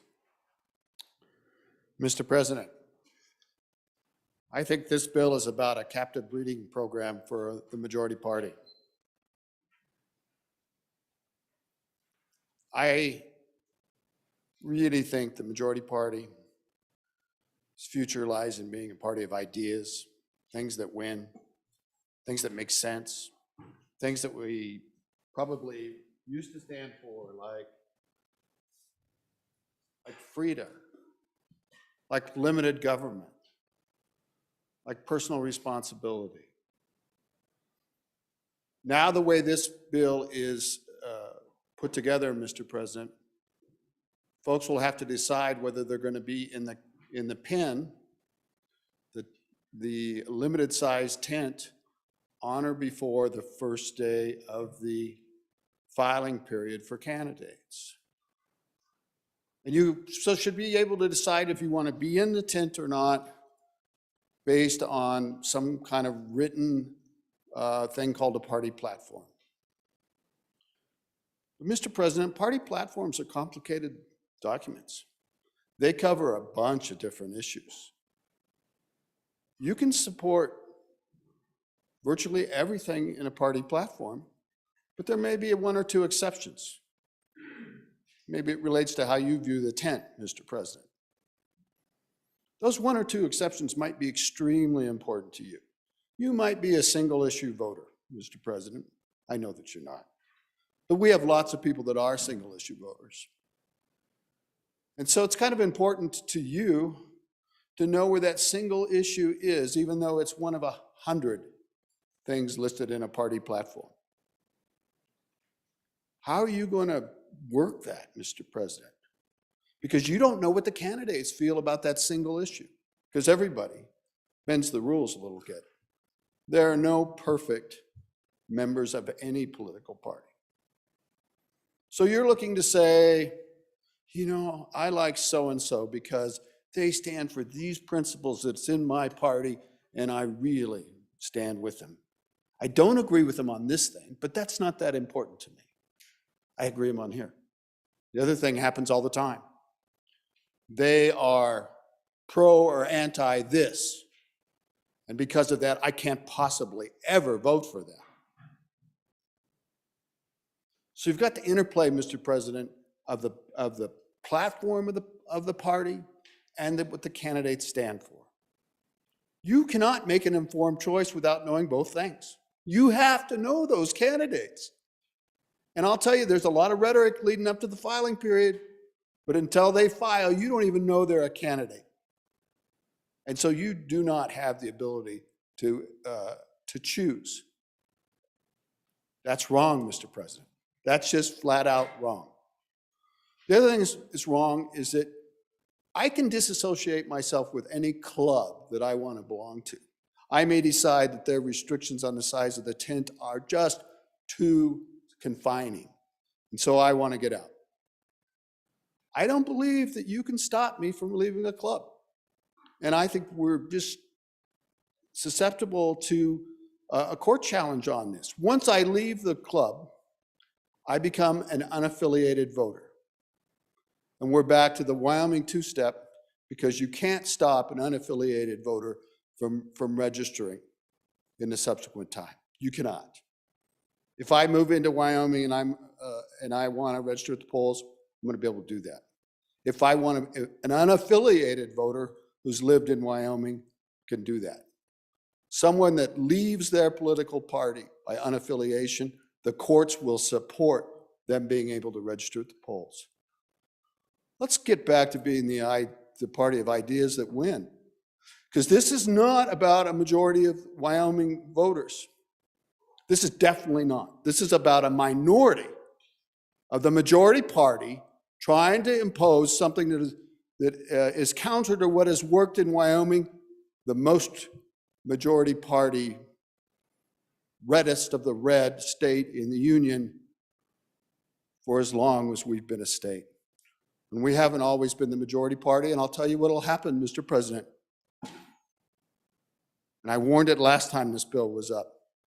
Be careful of what you wish for, because you may have total control over the system now, but it will change.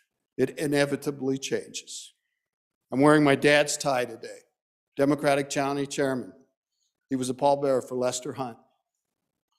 Very proud Roosevelt Democrat. Almost screwed that up. I apologize for using the proper name. Times change in Wyoming. Dynasties change. But fair ideas, fair participation, and winning on ideas is the way to go. Against the bill. Thank you. Further discussion on the bill. Let's go to Senator Hicks, Senator Perkins, and Senator Kolb in that order. Yeah, Mr. President, I appreciate the discussion we're having here, but I don't know what the discussion was relevant for my colleague from Fremont County. As I read the bill, I keep reading through here and I keep hearing this reference to a party platform, but I don't see it anywhere in this bill that you're voting for a platform. What it says, Mr. Chairman, is when declaring a party affiliation requirements. It's a party affiliation. I just can't find the word platform in there. Change in party affiliation. Can't find the word platform in there. I don't always agree with the platform, Mr. Chairman. I have a hierarchical decision on how I choose my candidates. And first is my fundamental belief in Jesus Christ as our salvation. A conservative principles, Mr. Chairman, a Constitution of the United States, a Constitution of the state of Wyoming. That's how I choose the people I vote for. Way down here is something called party and then affiliations. And then there's a platform down there. This doesn't take away the ability for somebody to go out and choose a candidate. It just says when you choose a candidate associated with the party, there's going to be some fundamental beliefs associated with that party. Freedom, limited government, God-given rights. The government's primary responsibility is to protect those God-given rights. I don't have to know what they believe in some platform issue because it's not in here. Mr. Chairman, I affiliate with the Republican Party because of all of these other things that that party stands for. Way down that list, at some point, we all will disagree with something with one of our party platforms because we're a big tent party, Mr. Chairman. We're not this little narrow-minded, constrained bunch of minority of the majority. We agree on all these principles to be a Republican. Down here, we will argue about these. We'll argue them in the cafe. we'll argue them on the floor, we'll argue them in this body, but at the end of the day, what makes us Republicans is all of these other things as we move down this list, and this is why we choose to affiliate with each other in a party. There is nothing in here about a platform, Mr. Chairman, on and for the bill. Senator Perkins? Thank you, Mr. Chairman. Excuse me, Mr. President, I'm going to vote no on this bill. Now, I've been a Republican my entire life, and I believe that, but you know, I'm struggling with this. I struggle with this bill for a couple of reasons. One is, you know, at the end of the day, you know, I feel like it was a Republican Party because it most closely mirrors my personal ideals and most of my beliefs about how we ought to do things. And a couple of things, Mr. President, no, I'm just going to be really short. And that is, you know, I very rarely do I believe that the answer to problems is more government. And I see this just a little bit too overreaching for government for me. But the other thing I do, and I'm not saying that this bill is unconstitutional. I'm not saying that at all. But when I read the Wyoming Constitution, Article 1, Section 27, it says, this is all it says. Elections shall be free and equal. Elections shall be open, free and equal, and no power, civil or military, shall at any time interfere to prevent an untrammeled exercise of the right of suffrage. I don't have a problem. I mean, I think that this probably passes technical muster, but I think but when I read that, to me, you may read it differently. This impacts a person's right, because if they don't register by the first day of the filing period, then they can't vote in the primary unless they're already registered. And I don't think that's, when I read that, I think it's contrary to what I understand to be the spirit of that one. Like I say, I think this law passes constitutional muster because it does that, but in my mind, you know, if people were ahead of time, if people thought about and did what things were really important ahead of time, April 15th wouldn't be such a big day for so many people. And I look at that, and this is going to catch a lot of folks.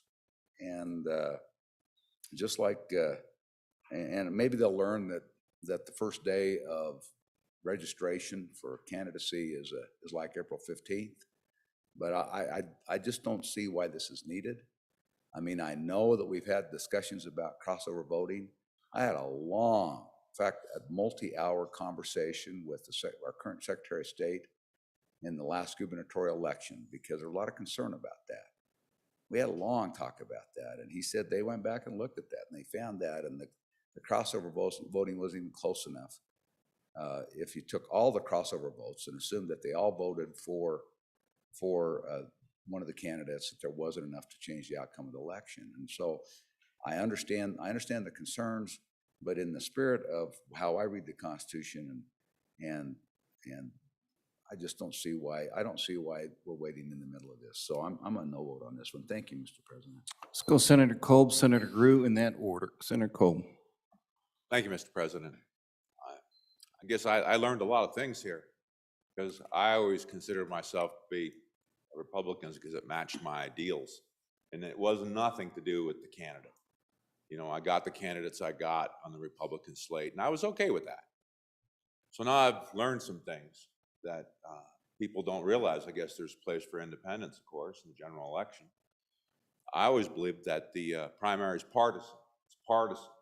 It isn't just some sort of general group of folks getting in there. There's a place for everybody to vote. But during the partisan process of picking a candidate in a party, we go off and vote in that manner. And I vote because it represents me, and not because of a party platform that I may agree probably with most things on there. I think the misnomer is that, I don't know, we're going to get hit upside the head if we disagree with the party platform in totality. Well, nobody, not one of us in here agrees with everything all the time, because we're different people. We are a big party, and it just happens to be in this day and age, we have a situation where, frankly, the system does get gamed. Maybe not in all counties or in all situations, but it does get gamed. And I think that is an issue that needs to be addressed. Now, is this the absolute best way of doing that? I'm not saying that, but it is a way of doing that. And I think we have to work through this process, see where this goes. Yes, it'll be a learning experience for folks that register and find out, I guess, what they used to do you can't do. But I think this is the way you handle partisan process of an election with parties. I don't know how else, to do it. This seems like a good way to do it, and I stand in support of this bill, and I'll vote for this bill. Thank you, Mr. Chairman. Let's go over to President. Senator Grew. Thank you. Thank you, Mr. President.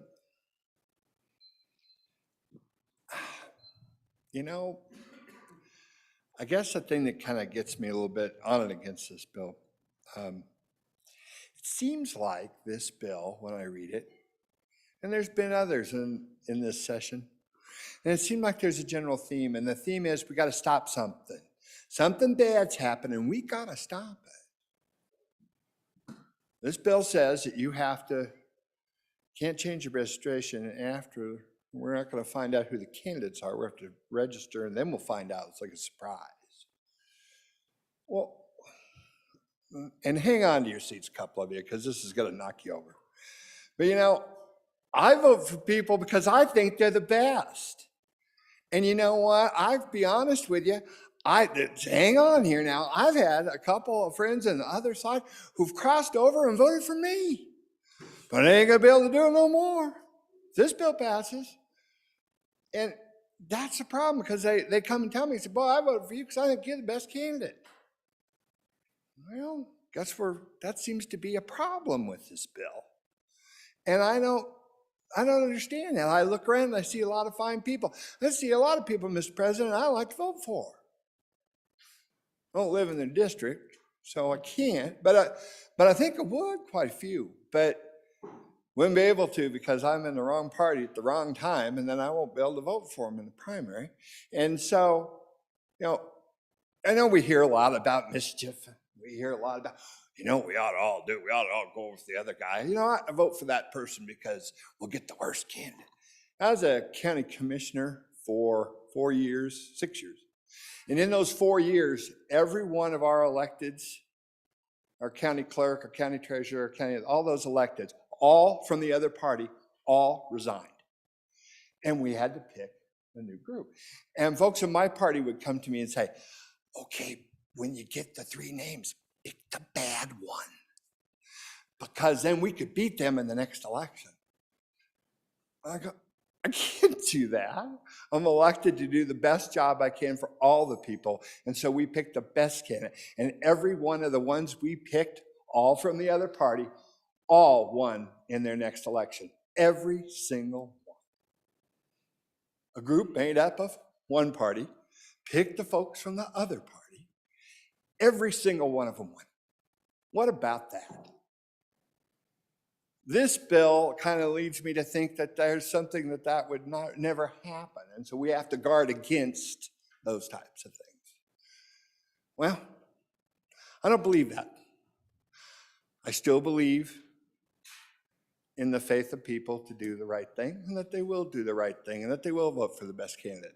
In closing, Mr. President, it'd be like if every restaurant in the town today before lunch put wrapping paper over itself, completely covered, all signage and everything inside. And so all you could do is walk inside to find out what kind of food they served. And once you got inside, you were stuck. Can't do that. Some food I don't like, but then I'd be stuck there because I wouldn't know. Thank you, Mr. President. Let's go this way. Senator Landon, Senator Hutchings, Senator Hicks, in that order. Senator Landon.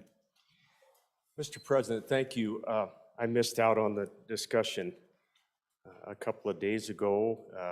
We were working into the night to get you some really good transportation bills that I hope we get to see here pretty soon. Appreciate that. Yeah, thank you. And, I get it. We all understand. This checks a box, and I know where it came from, and I have great respect for the sponsor. He does great work, and we've become really good friends. And But I just, you know, what's hard about some of these bills, Mr. President, is that once you pass them into law, there are ramifications. Then you got to live with that law. I had a really good visit with our county clerk back home, and needless to say, she's one of the 23 county clerks that don't like this bill.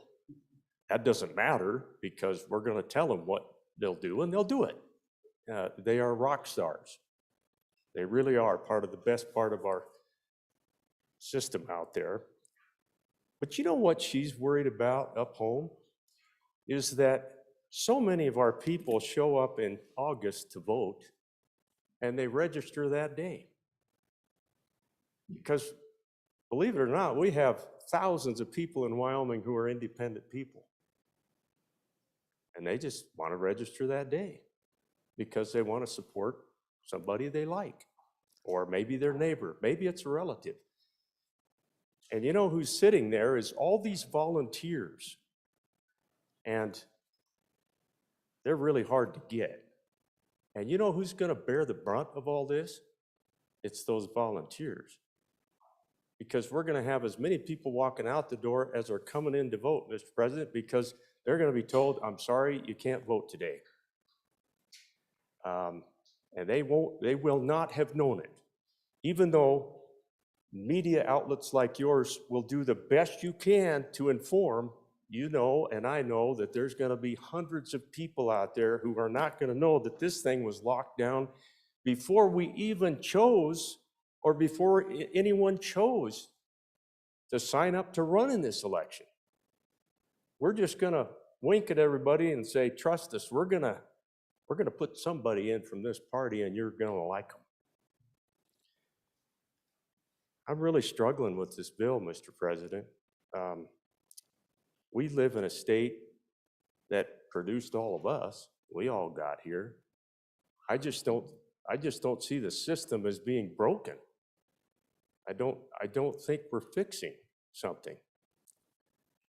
So on and against the bill. Thank you. Senator Hutchings? Thank you, Mr. Chairman. On and for the bill.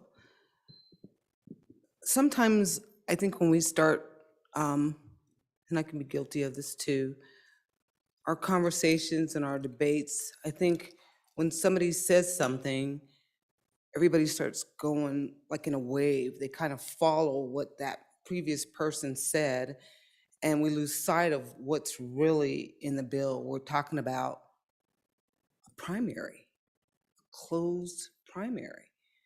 If in my house, it's closed election, what my husband and I want to do. In your house, I shouldn't want to even bother coming over to your house and voting in what your household wants to do. And with that, Mr. Chairman, the Constitution, I'm looking at the First Amendment, and I don't see anywhere in there where we have a freedom of association.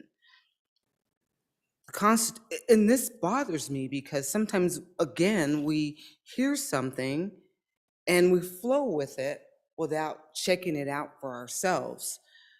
The First Amendment in the last section says that Congress shall make no law in respect, basically, of the rights of the people peacefully to assemble and petition their government for the redress of their grievances. I used that before, but the right to assemble doesn't fit in here. This is to assemble to peacefully petition your government. So I think that's pretty important to say, Mr. President, and for all of us to not go with the flow, but read documents, read the bills, and hopefully we'll come out with a conclusion that this is a very good bill. Thank you, Mr. Chairman. Thank you, Senator Hicks, and then let's go to Senator Schuler. Yeah, Mr. Chairman, I have to say I absolutely agree with my colleague from Teton County. It is a lot like going into a restaurant, Mr. Chairman. And we should be worried about people that go into a Mexican restaurant and then figure out that there's nothing in there on the menu that's Italian. And Likewise, when somebody goes into an Italian restaurant and looking for Greek food, I would be really worried about those people because they're going to have to eat Greek food, Mr. Chairman. So I would agree with that analogous that my colleague from Teton County. I love the fact that some of our members in the majority party actually do cross over in Teton County. But the point being is they already have to go do that, Mr. Chairman. And I will encourage them to continue to do that for my colleague from Teton County. The only thing that's changed is they're just going to have to do that a little earlier. They have to do that right now to vote for our colleague. They're just going to have to do it a little earlier. So on and for Mexican food, Mr. Chairman. Okay. Senator Schuler. Thank you, Mr. President. What a great conversation. I'm already hungry talking about Mexican food and Italian food. But anyway, just I have to speak against the bill, and I mentioned some of these things the other day, and I understand the intent, and I think the bringer of the bill has some good ideas, and the biggest thing I have is really the cutoff date. And honestly, I thought about bringing an amendment, but I really didn't know. I didn't have a chance to talk to the sponsor, and I wasn't sure if it would be a friendly one anyway. But I've always felt like if you've had a chance to see and hear your candidates, and you know who they are, and you've had a chance to read the newspaper and talk, see all their ideas and whatnot, it just makes you more of an informed voter. And right now, I just think the way that this bill is set up, I won't know who they are. I'm a diehard Republican, so but I'm not like my mother, my 91-year-old mother. She just, if there's an R behind somebody's name, they're getting her vote. She doesn't care who they are and how good they are and what they stand for or anything else. But let's face it, there are people out in our state who are not like that, many of them in my party. And they do want to have some different choices, and they're not, stuck on just, it's got to be done this way. And I think in the past, and that's why I said if the cutoff date would have been about the time that absentee ballots had to come in, I would vote for this bill. But the way it is in its present form, I can't. But I do thank the bringer of the bill and his intent. Thank you, Mr. President. Thank you. Senator Cole, for your second time.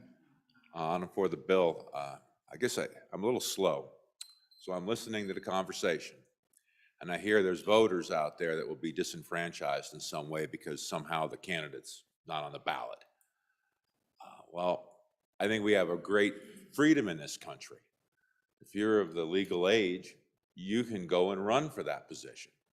These young folks up here that will be future voters, they can go and run for that position. If they don't like the candidates in there, they can register. They can do that.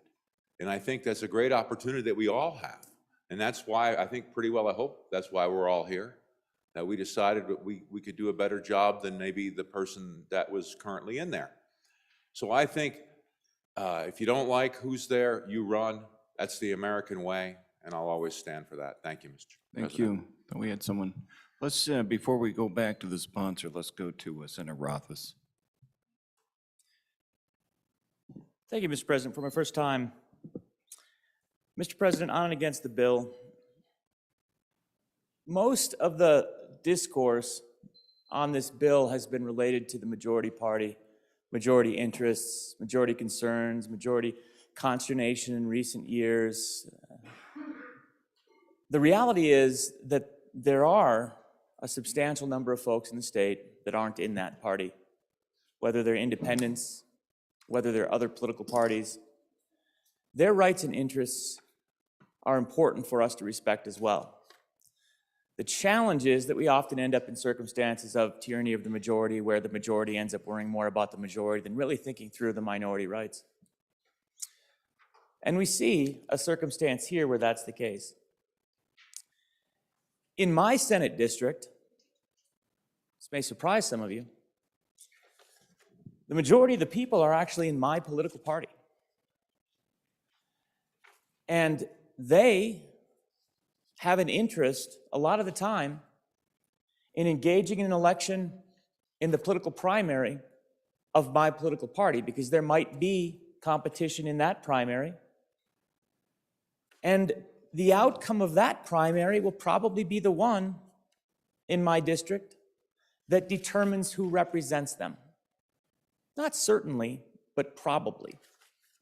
Much like we see in the opposite in other districts of the state. I want every single member of my district to vote in every election that is important to them, that determines their representation. I do not think that the members of what is in my district, the minority party, has an insidious conspiracy to pick the bad candidate so that they can win the general election a little bit later. I don't ascribe that motivation to anybody. I know in my district plenty of Republicans that are good friends and colleagues of mine that would vote for me in a primary election and would cross over to do that. I know others would probably cross over and vote against me, but not because they're trying to undermine a process, but because I've probably done something that made them mad over the years. That's fair. That's good. That's how this process works. Friends come and go, enemies accumulate. We all know that. But this is a fundamental right we have to the democratic process, to be voting in elections that matter. And not all of them matter. So when we contemplate this idea that, like many of us, everybody would only vote their party and that everything else is a conspiracy, that's not most of the voters that I know. Most of the voters that I know are voting for people, not parties. They do vote for issues, but a lot of them really just look at the candidates themselves and think, which person here do I most want representing me? And they should have that opportunity. This bill fundamentally denies that opportunity because it says what really matters is your political party, sign up ahead of time, declare allegiance to a specific party if you want to vote in that partisan primary. And Mr. President, the other thought is this idea of a partisan election or a partisan primary or party affiliation being regulated to begin with. We take this for granted, but if you think it through, it's a little bit awkward because once again, a political party is a club, not a government organization. It isn't mentioned in the Constitution that the state of Wyoming needs to regulate party affiliation. That's an outcropping of circumstance.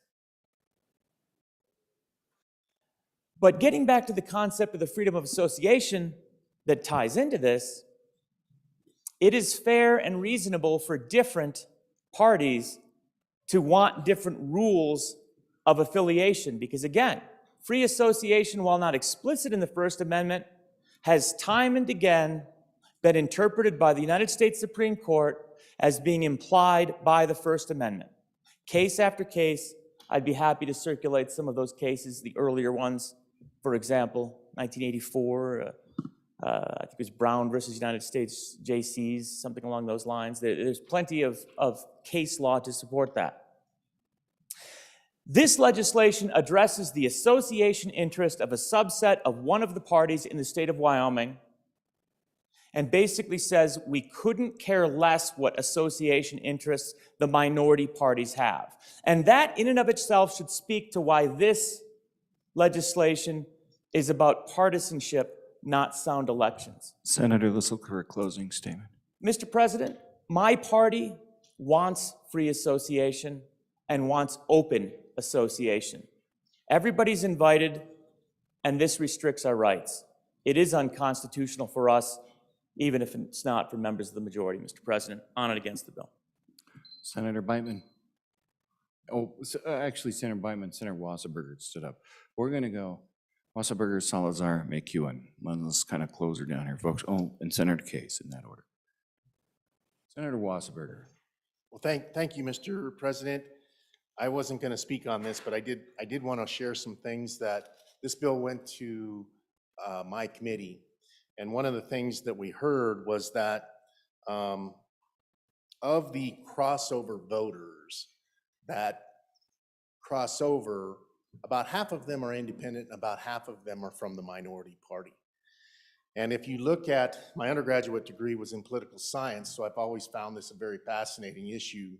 But if you look at other states where there's crossover, typically they disperse throughout the candidates fairly equally. And so it really doesn't make all that much difference. Having said that, I would like to share with you when it did make a difference. So my very first year in the Wyoming Legislature, I ran in 1994. And against the incumbent, and I won. And I won the general. And after the primary, I was getting ready to go to school, and of course it was really hectic because we had all these little kids that we were trying to get to the babysitter and all that. And we had Good Morning America on. Mr. President, you probably remember this. I do. And it's on the Good Morning America show, national TV. And so they had the two candidates, both of them from your district. One of them, I think, a 24-year veteran in the House, and a young man who now works in the governor's office. And we had the future ambassador of Ireland in the middle with his funky hat on. I always loved his hat. And what happened was, in the primary, they tied. Each one had like 900 votes. And so they had a runoff election. And they tied again. And so the governor of the state of Wyoming on Good Morning America reached into his Stetson hat with the sweatband around it. You remember the white hat of the future ambassador of Ireland? Pulls out a ping pong ball with the winner's name. And I have that signed ping pong ball from that person who won. And I never knew how important that would be to me. But I ended up sitting next to that candidate who won for the next 8 years. He never had a challenged election again. And in his 11th year, he served as the Speaker of the House in Wyoming. And he won by a white ping pong ball. So sooner or later, down the line, it will make a difference. And I just wanted to share that with people. I mean, it's a historical thing that happened in Wyoming, and I was a part of it, and I just thought that that was really incredibly historically cool. There we go. I was there for that moment in the office when the ping pong ball was drawn. Got my front page photo. Walked into the Capitol at 3 o'clock in the morning following television cables went out to a satellite truck. Showed myself around the governor's office. Security was a little light that morning. Okay, let's go to Senator Salazar. Thank you, Mr. President. I also was not going to speak on this bill, but honorable members, every night before I go to bed, in my bedroom is a picture of FDR. I was brought up by parents who were New Frontier Democrats. I have a sister who makes it very interesting on Thanksgiving and Christmas. And I really try, and by the way, I don't know how I landed in my parents' house. That's still being researched. But I really, really try, since I've been in the state legislature, with all my effort to work on a bipartisan effort in areas where I can agree with the other party, because like it was said in the back, my allegiance is first, obviously, to my Savior, but also to the state of Wyoming and the people that I work for. What's best for them? And my party doesn't have all the answers. No party has all the answers. And I guess my point is that this bill deals primarily with primaries. And I talked to my father, and I talked to my sister the other day. They live in a different state where that state is predominantly controlled by what is our minority party. And I asked them, how would you feel if those members of my party gamed the system or crossed over to your primary and influenced your endorsed candidates or candidates seeking for your endorsement. And they had the same views, oddly enough, that I do. So if you're intellectually honest about this, if you think fairly about it, it is a good bill. And in no way do I claim to be a Democrat, I can assure you, but even Democrats in my family, which is everyone, have told me that they think this is a fair bill, and I would ask you to consider it. Thank you, Mr. Chairman. Thank you. Senator Case? Oh, Senator McEwen. Sorry, go ahead, sir. And then back to Senator Case. Thank you, Mr. President. I'm going to share a little Army philosophy with everybody today. 27 years, everything I did was task, condition, standard. The task of a primary election is to pick a representative for a party. To pick a representative for a party. The condition is the members of that party vote for that candidate. And the standard is the guy who gets the most votes wins. The purpose of the primary is to pick somebody to run for the party. We do get to vote for everybody. Later, it's called the general election. So I got to ask myself, why would someone from another party want to cross over and vote to decide who we choose in our party is our candidate? So I will leave you with that, on and for the bill. Thank you. Senator Case? Thank you, Mr. President. I'd like to address first the question of whether the First Amendment of the U.S. Constitution protects the right of association. It does, and the U.S. Supreme Court has ruled on that. The case was NAACP versus Alabama, 357 U.S. 449. It was a 1958 case. The right of association is protected by the First and the 14th Amendments, and is immaterial if the beliefs are political, economic, religious, or cultural. Now, I can see, Mr. President, a club can have the right to keep people out. But the U.S. Supreme Court, the Constitution of the United States, protects the right of individuals to leave an organization, to unassociate. This bill attempts to restrict your ability to unassociate. It cannot do that. Mr. President, it is a primary election. And of course, but it's a primary election designed to be, primaries are very polarizing places. We get winners kind of at an extreme end of both sides sometimes, unless we have a safety valve in it. The right to move back and forth. The right to move back and forth is part of that safety valve, Mr. President. Otherwise, the process of the primary, combined with the process of the general election, pre-selects extreme candidates, one way or another. That's not good for Wyoming. In the end, we want elections where a majority of people that make up our citizens have the ability to elect someone that they feel represents the majority of them. No matter how allegiant we are to parties, I don't want 10, 20, 30% of a particular party in Wyoming to control the destiny of who wins the final election. So it is a part, I know it's a party primary we're talking about, but it's the whole process of our elections. And in the end, this comes down to an attempt, Mr. President, to keep people out of a particular election. And I ask you, Mr. President, isn't that what they tried to do in the past? Things that have been thrown out? Isn't that like a poll tax, a grandfather clause, or a literacy test, Mr. President?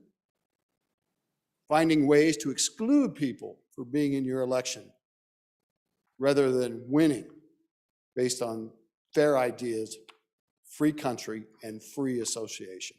Thank you, Mr. President. Senator Cost. Thank you, Mr. President. One question came to mind in listening to all this good debate. How many of us sitting in here had crossovers that produced our wins? I just wonder, what are we doing? Senator Kinski. No. Oh, just a coffee run. Okay. Senator Bouchard. Thank you, Mr. President. NAACP in Alabama does not apply to this. That was a specific case where the state wanted a list of the members of a group, and they wanted them to register with the state. And as it was applied to how they gather lists and dox people, we have legislation coming on that. And that will definitely have to be talked about. But this is about a party nominee. We keep getting off on this tangent here. If people want to vote for the different candidates, that's in the general. Everything in the statute that we keep missing here, it's in the statute about Republican nominees. I'm probably one of the few people in this chamber that have had races in both the primary and the general against the other party. Hard races. And I can tell you, I saw the people that said they were crossing over and trying to play in the primary. They were trying to affect the nominee of the Republican Party. That's what this is about. If you vote against this bill, what you're saying is you want to have two generals.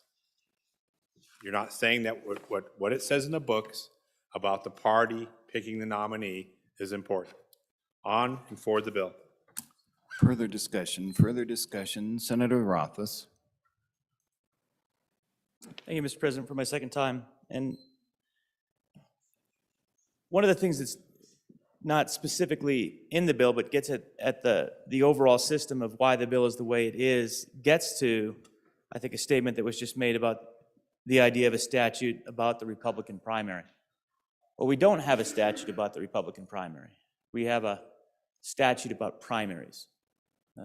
And the interesting point is even that is a little bit odd. And I'd ask everyone just to kind of step back mentally and try and suspend your current beliefs for a moment and think through the idea of having statutory elections and requirements for how a club is formed. Imagine you were having a weekly lunch club where you get together and talk about politics, but you had to look to statute to figure out who was allowed to be a member of that club, who you were going to associate with, when you could choose, when you had to profess club membership, and whether or not in certain periods of time you could remove yourself from your lunch politics club. That would be absurd. We would all chafe at that and say, there's clearly a freedom of association. These are decisions we should make on our own. The government should have no say in this. Realistically, that's true about a political party. It is an organization of people. It is an association of individuals that share a common belief, and we have incorporated it into our government in an awkward way where it's become conflated with the election process itself. And the reason that causes challenges, and this will come as no surprise, is that our political parties actually disagree about some things. But the parties are trying to use statute to determine who is a member. That's the biggest concern I have with this legislation. It's less of a concern to me that one political party wants to shut out citizens for certain times, and more of a concern to me that my association is going to be required to shut people out. during a certain time. That's not free association. That's not how membership in clubs works. But strangely, we've incorporated that into our election law. This doesn't remedy that. This moves in the opposite direction and actually makes it worse. If we wanted to remedy that, we would take all of this out of the hands of the state election process. And if a political party wants to run and endorse a candidate, they would have the ability to do that. Go back to your private room and have a limited membership, have 25 people only. Have them vote and discuss who they're going to endorse, and then that individual would be the one that's officially endorsed by the party. That's fine. I wouldn't try to stop that. That is literally free association, free expression, First Amendment rights. It's perfect. My party wouldn't do it that way, but anybody can. What we have here, Mr. President, is an explicit election process where we incorporate the state and we have a one-size-fits-all solution that is chosen by a majority party and is being forced upon a minority party. That's where it's a constitutional violation, in my opinion. Not just the freedom to dissociate, which I agree is a constitutional violation, but a prohibition on the freedom to associate now, which might not be a concern for the majority party, but once again, is a concern for the minority party and a violation of our rights. On and against the bill, Mr. President. Get back to the sponsor now. Wrap it up, and then we're going to take a little break. Senator Biden. Thank you, Mr. President. Thank you, senators, for the lively debate. I just want to address a couple things to make sure that those of you that are voting no for the right reasons and you have all the information, because I've heard some things that were simply just not accurate about what this bill does or doesn't do. You can still change parties. There's an election cycle every 2 years for the primary election. You can change your political parties if this bill were to pass 21 out of 24 months of the election cycle. 21 out of 24 months, you can, if you change your mind about what party you affiliate with, you can go down and change it. If you show up to vote, you will be able to vote. If you are unregistered, this bill does not prevent you from registering to vote. If you are already affiliated with a party, during this time where you can't switch parties, you can still vote. They're not going to send you home. You can vote for the party your affiliation says on your form. Very important. This is not denying anybody the right to vote, Mr. President. And we're talking about a primary election, ladies and gentlemen, not a general election. We're talking about a nomination process that's in statute that we've been dealing with for years and years and years. All we're doing is trying to prevent the shenanigans and the gamesmanship that we've seen over the years. And if I had the opportunity, if it wasn't against the rules, I would use some of my 3 minutes, Mr. President, to play a voicemail that went around last primary election, encouraging people from the other party to switch nominations to the Republican Party for the sole purpose of defeating one candidate who, in their mind, was too extreme. Gaming the system, Mr. President, and that's what this bill is aimed to stop. Not preventing anybody with the right to vote, but keeping Republicans voting for Republicans in the primary, Democrats voting for Democrats in the primary, unaffiliated and independents. They've made that choice to not affiliate. They don't really care for either party. They get to vote in the general, Mr. President. We're not denying anybody the right to vote, sir. We're just making it harder to cheat. I encourage an aye vote. Thank you. Question? Question being called. Senate File 97, having been read 3 separate times, the question is, shall the bill pass? The chief clerk will call the roll. Third reading roll call, Senate File 97. Anderson? No. Baldwin? No. Beitman? Aye. Aye. Boner? Aye. Bouchard? Aye. Case? No. Cooper? Aye. Driscoll? Aye. Ellis? Aye. French? Aye. Furphy? No. Garou? No. Hicks? Aye. Hutchings? Aye. James? I. Kinsky. I. Kolb. I. Cost. No. Landon. No. McEwen. I. Nethercott. I. Pappas. No. Perkins. No. Rothfuss. No. Salazar. Aye. I. Schuler. No. Scott. No. Steinmetz. I. Wasserberger.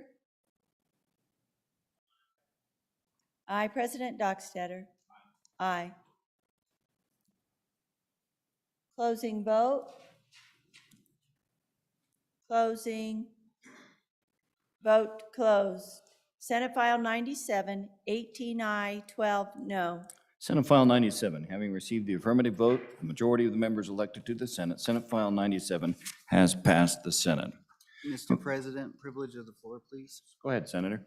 Thank you.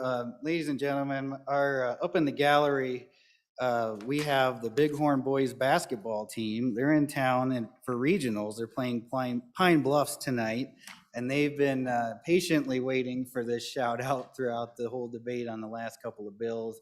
I appreciate their patience. Hopefully they learned a thing or two about the process and how we do things and how we debate the issues and not the person. And hopefully they come away with this having an appreciation for what we do here in the Senate. But let's give the Bighorn basketball team a big shout out and round of applause.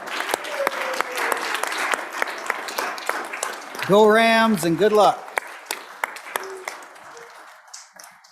Welcome, Bighorn. If we're back in the old building, you can have a slam dunk contest with some of the senators. All right, let's take a little break here, folks. Health break. Let's come back in about 10:15 or 11:15. Thank you. A little break. Senate will stand at ease until the sound of the gavel.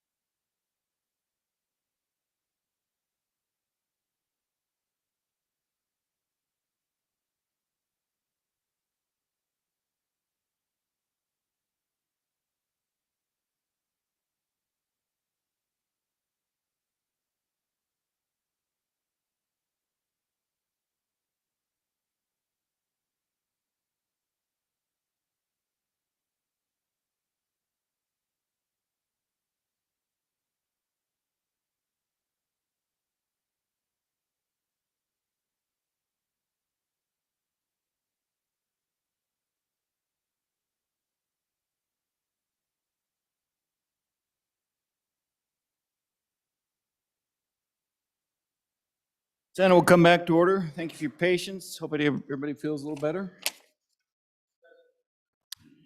Senator Boner. Thank you, Mr. President. May I have privilege of the floor? Please do. Ladies and gentlemen, we have a very special group of young people up in the gallery behind the president today. We have the state officers of Skills USA here with us. I'll just take a brief time and introduce all of them. We have Julia from who goes to Sheridan College, who is the president. Connor from Buffalo High School, the vice president. Go ahead and stand up. Andrew, the secretary from Central High School. Hosea, the treasurer from Buffalo. Bell, the parliamentarian from East High School. And we have Dakota, the reporter from Guernsey Sunrise High School in Bill Platte County, Wyoming. Let's go ahead and welcome them to the Senate.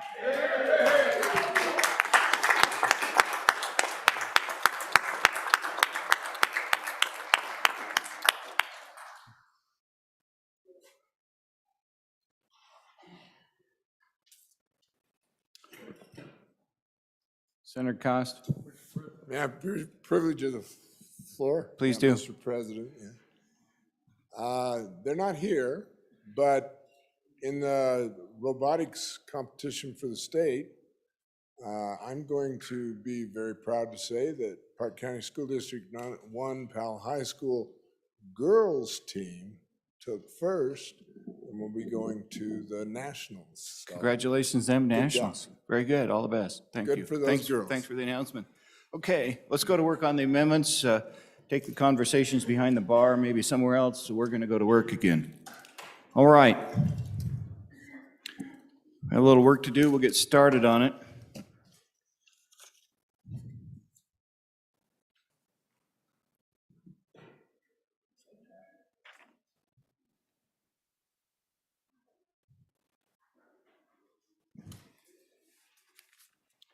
We'll probably move up to the lunch hour, and floor leader likes to give us a little break for lunch, then we'll come back to work after that, but let's get started here.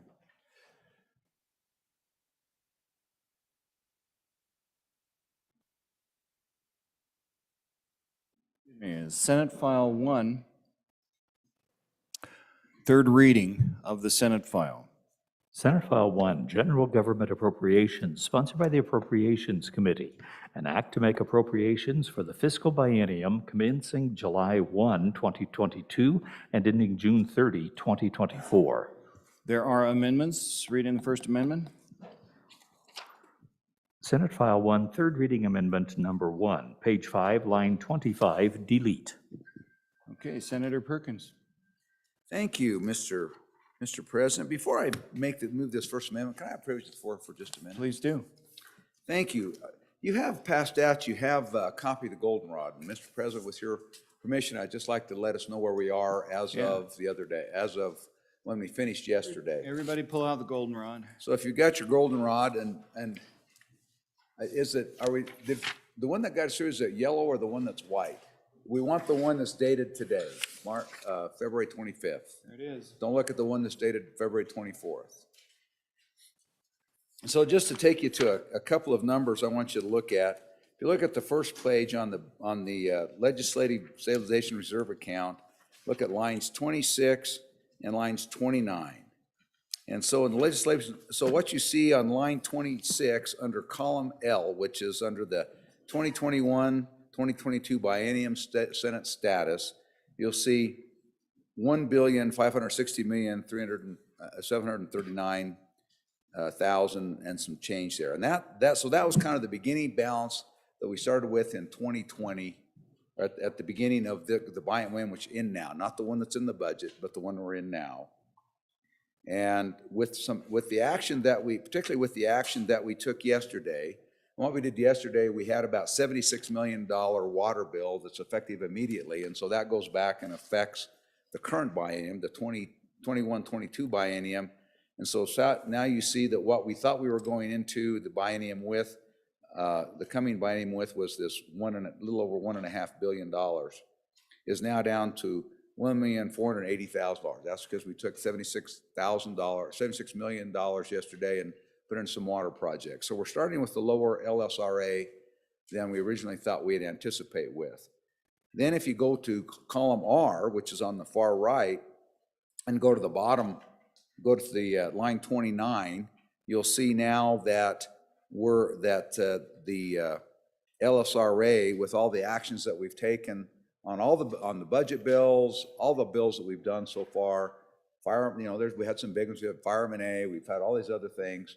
We've done all that. You now see that we would be going out. We would be finishing this biennium with all the actions that we've taken at also under 1 million. We're just a little bit low. We're 1.497 billion, or basically 1.5 billion. So where we're at now is that means we're just a little bit lower than where we started out when we came in. That also means a couple of things. That means we've spent it all. We spent all the surplus. The only thing that's left, and it's not in this bill, the only thing that's left is there's some unexpended ARPA dollars, direct ARPA dollars. We spent all the direct, so all the general fund money, all the ARPA conserve, all of that has now been expended. Now, when we say expended, let me rephrase that. It's been appropriated. If you remember, we've got 225 million going into savings. We've got on some various accounts, we've got money that we put into we put some money into another 2.5 million into the cultural fund. We've done all that. But so I just wanted us to know where we're at, so that before we start today, and you vote these things up or down based upon where you think you are, but it's important we know where we are at and how much is in the checkbook and how much is in the savings account as we move forward.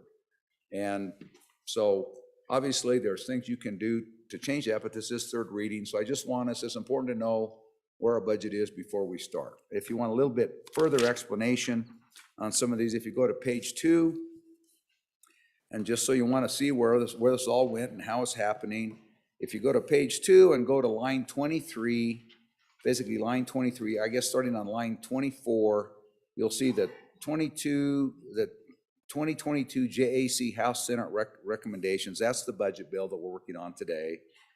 Then you see, you'll see some of the transfers and things that we do in the budget bills. And then you see down below, you'll see that we still have some things that are, and keep in mind, we're looking at that, we're comparing this in column T, which is the far right column. So this is because we're working in the Senate status for the coming biennium. And if you go down through there, you'll see where all those bills that we have that are outstanding. And the only thing we have left is today's last day of committee of the whole.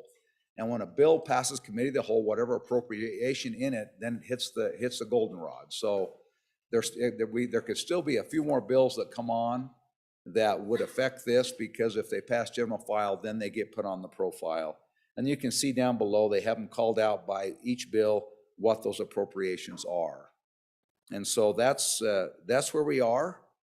And it's important we know that before we start our work into the budget, Mr. President. And so with that, Mr. President, I think it's important we understand where we're at. If there's some questions right now, Mr. President, with your leave, maybe we could just visit about that a minute if there's some questions about. Let's go ahead and do that, folks. You got it in front of you. You got questions? Let's go center, Scott.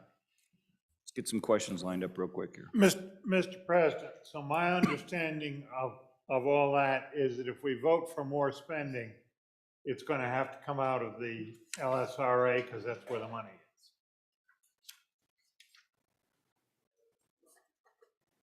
is. Mr. President, that's right. So, I mean, if your budget, the Strategic Project Investment Account, the SIP account is overspent. We've already got a balance in there to do that. In fact, there's another balancer to that because there was some more spending that was approved out of that last week. It was already over, or the other day.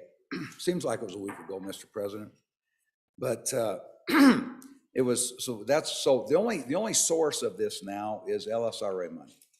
So whatever we're spending now, if it says, there's a few exceptions. If you're spending federal funds, that's not going to affect this. If you're spending money from the school foundation program, it probably indirectly spends this, because ultimately we have to fill that up from the general fund side in any event. If you say you're spending out of SIPA funds, you're still coming out of this because the SIP was already spent, so you have to fill that SIP account back up anyway. So anything that having to do with anything other than basically federal funds or special revenue funds anybody has is coming from a different account. The one exception I'd call out to because I know my good friend from Jackson Hole is all over this. Of course, it doesn't mean you've overspent the tourism transportation account yet. That may be the only place yet, but it's too late to change your budget to tack that one. Although I think there's some that have. So anyway, we'll see how that as we go through.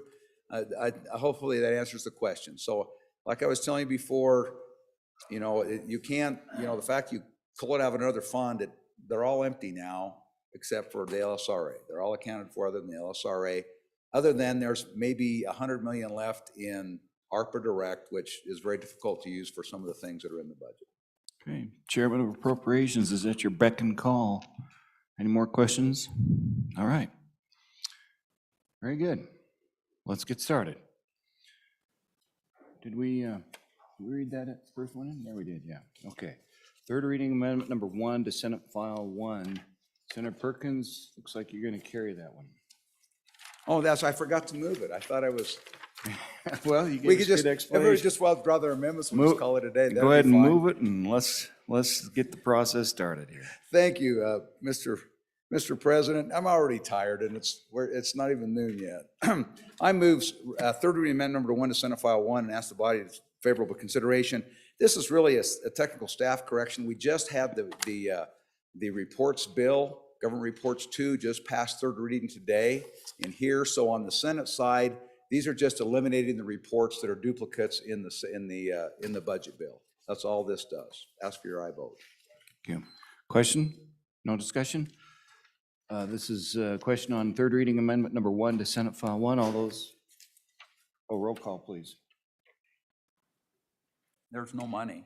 Okay. All those in favor say aye. Aye. Those opposed, nay. Third reading amendment number 2 to Senate File 1, read it in. Third reading amendment, Senate File 1, third reading amendment number 2, page 11, line 22 after. Senator Case? I just put a potato chip in my mouth. Oh, we can give you a sec, sir. I could choke and die on this, but Mr. President, I would. We don't have a doctor of the day. So. I would move third reading amendment number 2 to Senate File 1. This is in the Office of the Treasurer. This would allow them to have 3 more of those back office positions, Mr. President. They're significant positions, and they would help to deal with some of those deficiencies that we have discussed. And, you know, there's a lot that goes on when you have $25 billion to manage, Mr. President. I think we kind of have a carrot and a stick approach. This is a little bit of a carrot to help them have those 3 back office positions. Ask for your favorable consideration. Thank you. Senator Perkins? Thank you. On the amendment, on this one, folks, I think you just need to vote your conscience on this one. Let me tell you what this is doing. I have visited with the treasurer a little bit about this. What this is an additional 3 full-time positions, which are accounting positions to begin an internal audit. It's an internal audit arm of that. So right now, I wish I could remember. I think there are 5 or 6 full accountants over there. These are the folks, and this is all in the investment side. This is to monitor the back end. We've had some talks about the struggles that we've had for the last 5 or 6 years. Trying to catch up back there, and so this is beginning. And these were advised in the consultant report that we had last year about how to build out this office with the investment practice. So this adds 3 full-time employees, which the treasurer's indicated to me there to begin the internal audit side of this thing to get it going. That's what the 9 through 11 does. What 13 does is $1 million appropriation. They've hired one of the big 4 accounting firms to come in there and help them clean up and get this thing reconciled so we can get our audited financial statement done, get all stuff reconciled. And so this covers that. And you see this is coming out of SR because this comes off the investment stream that comes back to the general fund. So the investment stream back to the general fund will be that much less, but it will not affect the profile if that's what you're watching. I take the treasurer's word that he's ready for these people and he's ready to put them to work. I think that it takes a while to hire these people. So I think this number is probably for the next biennium. I'm not sure that they'll have them. I'm not sure they'll have these positions filled by a year from now. But I think it's important that we start moving that ahead. I think that having the folks from the Big 4 in there wrapping this up, I think that'll really help us understand and help the treasurer's office understand some of the functions and how to segregate those and how to get this going with respect to compliance and making sure that that we can be up to date and get these things done. So I'm going to vote for this one. You can vote your conscience. I'm going to support the treasurer and help him get this back office help in the accounting arm of the investment function that he says he needs. Thank you, Mr. President. Further discussion? All right, ready for the question? Oh, there is money. Question on Senate, third reading amendment number 2 to Senate File 1. Roll call. Roll call on the amendment. Anderson? No. Baldwin? Aye. Beitman? Aye. Boner? Aye. Bouchard? Aye. Case? Aye. Cooper? Aye. Driscoll? Aye. Ellis? Aye. French? Aye. Murphy? Aye. Guru? Aye. Hicks? Aye. Hutchings? Aye. James? Aye. Kinski? Aye. Cole? No. Cost? Aye. Landon? Aye. McEwen? Aye. Nethercott? Aye. Pappas? Aye. Perkins? Aye. Aye. Rothfuss? Aye. Salazar? Aye. Schuler? Aye. Scott? Aye. Steinmetz? Aye. Wasserberger? Aye. President Dockstader? Aye. Aye. Closing vote. Closing vote closed. Third reading amendment number 2, 28 aye, 2 no. By your vote, third reading amendment number 2 to Senate File 1 is passed. Reading clerk, please read in third reading amendment number 3 to Senate File 1. Senate File 1, third reading amendment number 3, page 14, line 19, after. Senator Steinmetz. Thank you, Mr. President. I'd move third reading amendment number 3 to Senate File 1 and ask for your favorable consideration.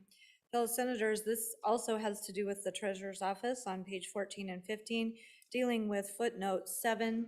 In visiting with the good treasurer, he would like to be able to have the hiring and firing ability over an eligible employee, a high-level full-time employee, and give this employee the eligibility for performance compensation. He would also like to change this to the Investment Funds Committee rather than the SLIB to be in charge of this. There seems to be some conflict with who would manage that employee and how that would all work. And so that just takes care of that recommendation and changes the footnote a little bit to make it more amenable to the elected official in charge of that office. Questions? Senator Landon. Mr. President, thank you. I guess I could use a little more help. We worked, 2 or 3 months on a budget with our Appropriations Committee, and I'm just curious. I just need a little help to know why this is coming on a third reading amendment to the budget. I can only assume that this was discussed during appropriations meetings. I could use a little more help as to why this is arriving at the late hour and what exactly are we doing here. So please help me. Thank you. Senator Perkins, let's just double check and make sure there's no more questions on this. Okay, it looks like Senator Perkins, the chairman, will take it. Thank you. On and against this amendment, what this does is the recommendation from the Joint Appropriations Committee was that this person be hired. We didn't specify whether it be an at-will or an FTE, although I think that the implication is it probably was an FTE. The other side of that was, if you remember our discussion, we talked about this a little bit the other day, and also during the budget presentation.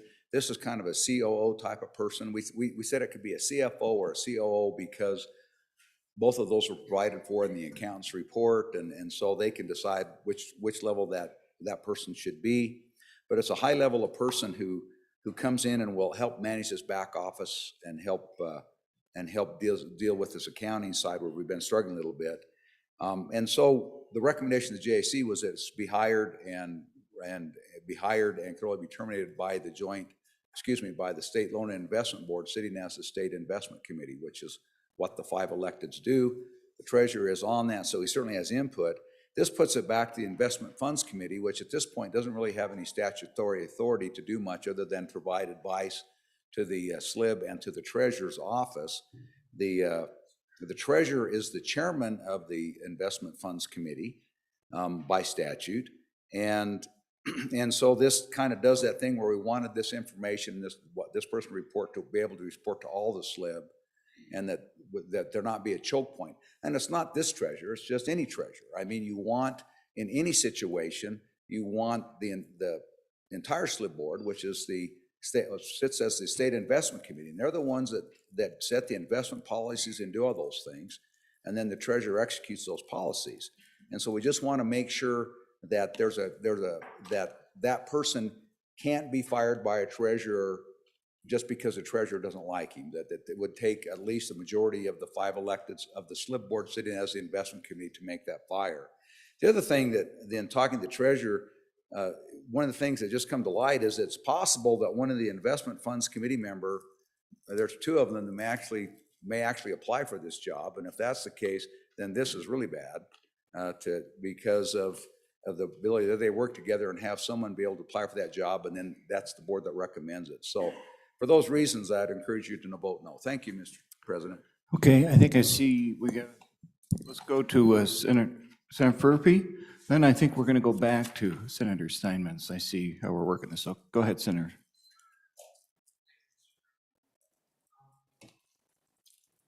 It seems to me I would be in favor of this amendment. It seems like this could create conflict between the head of the investment committee and the state treasurer. And we elect the state treasurer to manage our state investments. So just curious, it does seem to me that would create conflict between the two potentially. Thank you. Further questions before we go back to the original sponsor? Oh, Senator Nethercott, thank you. Thank you, Mr. President. Certainly a unique budget amendment. My good senator from Natrona County, I think, pointed that out. And I don't think any of us are in a position to understand whether or not the hiring and termination and who should be making these decisions and the type of employment classification at will or not at will should be coming in a 3rd reading budget amendment. Certainly look forward to learning more about it in an actual bill with the appropriate committee, that is the home committee for our treasurer's office. But I just think that this seems unusual and likely inappropriate for a 3rd reading budget amendment, particularly in light of the positions we've taken throughout this budget, where we've called a rules committee, we've made clear to not be legislating through the budget, and I just think this is a particularly unique amendment that I don't feel comfortable doing in light of our previous positions and the position I'm taking today as to what's appropriate for a budget amendment and what is not. Let's go up. You both stood at the same time. Let's go to Senator James. Thank you, Mr. President. This amendment kind of reminds me of a particular event that happened back in 2010, and well, that wasn't a very pleasant event. So I think we should probably steer clear of keeping that language and vote in favor of this amendment to avoid that whole situation again. Thank you. Further discussion. Let's go back to Senator Perkins. Thank you, Mr. Chairman. Could it present conflict? Absolutely. And it's intended to. And that is because at the end of the day, and let me just explain this and remind the body of this. I've served on the campaign committee since the first day I was in the legislature. So I've worked with 3 treasurers now, maybe 4, in doing this. So I mean, this is coming at this point again. It's important to understand how the state's investments are managed. This body, under the Constitution, sets the overall purpose and structure of what the investments look like. We do that. We did that in a bill last year, and we adopted a risk-based system and all that does is decide kind of how much is going to be in equities and how much is going to be in fixed incomes. And other than that, the last thing you want are 90 members of the legislature telling the state treasurer how to invest. But the 5 electeds, the State Loan and Investment Board, sitting as the state's investment committee, consists of all the 5 top elected officials. They go out then and they say, all right, of all the money we invest, this much, this percentage should be in fixed incomes. This percentage should be in should be in capital appreciation. These ought to be in value stocks. These ought to be in this sector. These ought to be in that sector. These ought to be in alternative investments. And they set all those bands as the State Loan and Investment Committee. And then the treasurer has to go invest those funds within those bands. And so a lot of times, so if there's a big growth or a loss inside there, then the treasurer has to sell off those and reinvest them because they got to stay within the investment bands. And all that is to make sure your allocations are out there and try and make sure that you're not overweighted in one area or another to continue to have the overall arching investment policy that's been set by the State Loan and Investment Board. And so sitting as that State Loan and Investment Board, they need to know and have constant feedback about what's going on at office. It's important that they know how much has been realized, how much is out there, what's in each of the investment bands to see if they're overweighted out of any investment band. And then they've got to sell off and then those things have to be sold off and correct. So they have to monitor what the treasurer does. It's supposed to be that way. It's set up that way.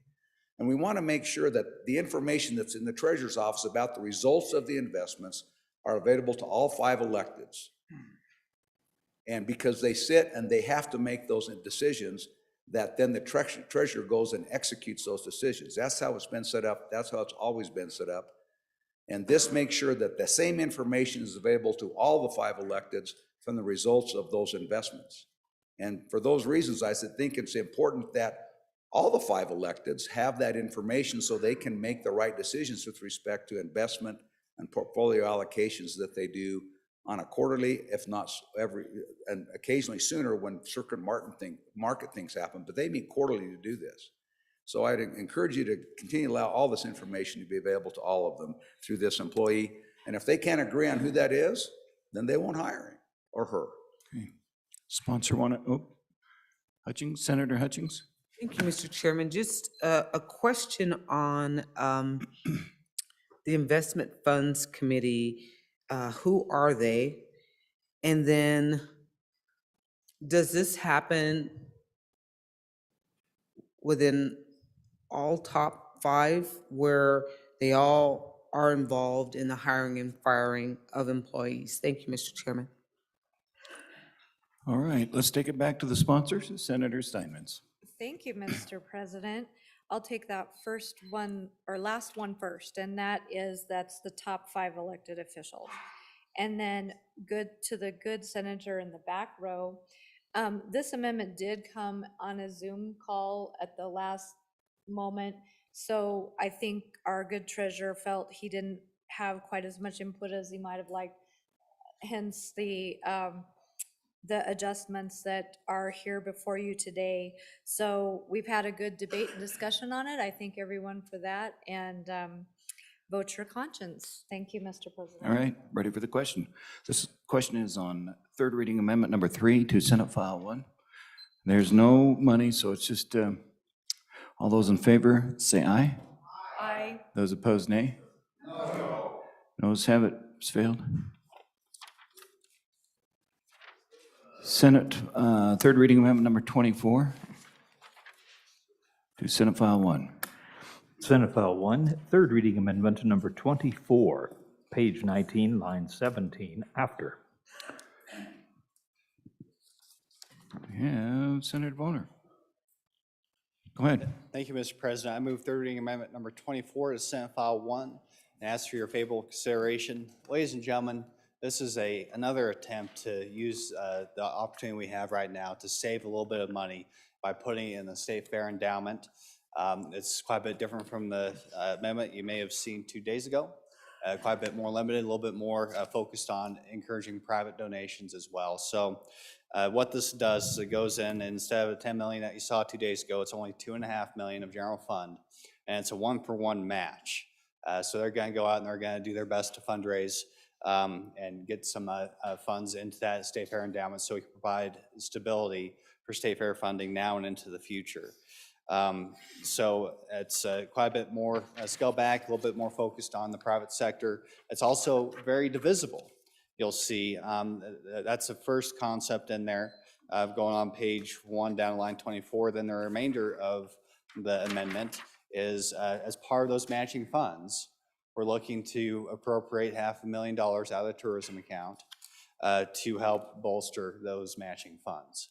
I believe that this is appropriate. The way that we came up with the $500,000 was that's roughly the equivalent of that statewide lodging tax as raised in Converse County. We think it's appropriate to, as we discuss what we're going to do with this significant excess of tourism dollars, I believe it's appropriate that we begin to look at ways that we can support areas that maybe haven't had as much attention paid to them by the Office of Tourism. We've heard, in at least my 6 or 7 years, rather consistently that they're going to shift towards these areas that maybe aren't as well known internationally.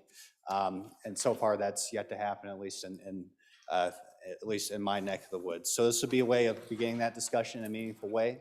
It's a way to make sure that we save money, don't spend it, by putting it in a savings account in the endowment, and also we'll leverage additional funds from the private sector or even other local governments in the area to make sure that we can continue to grow this important account that supports our 4-H and FFA kids and supports future generations of Wyoming farmers and ranchers, as well as being an economic driver for central Wyoming, bringing people into that part of the state.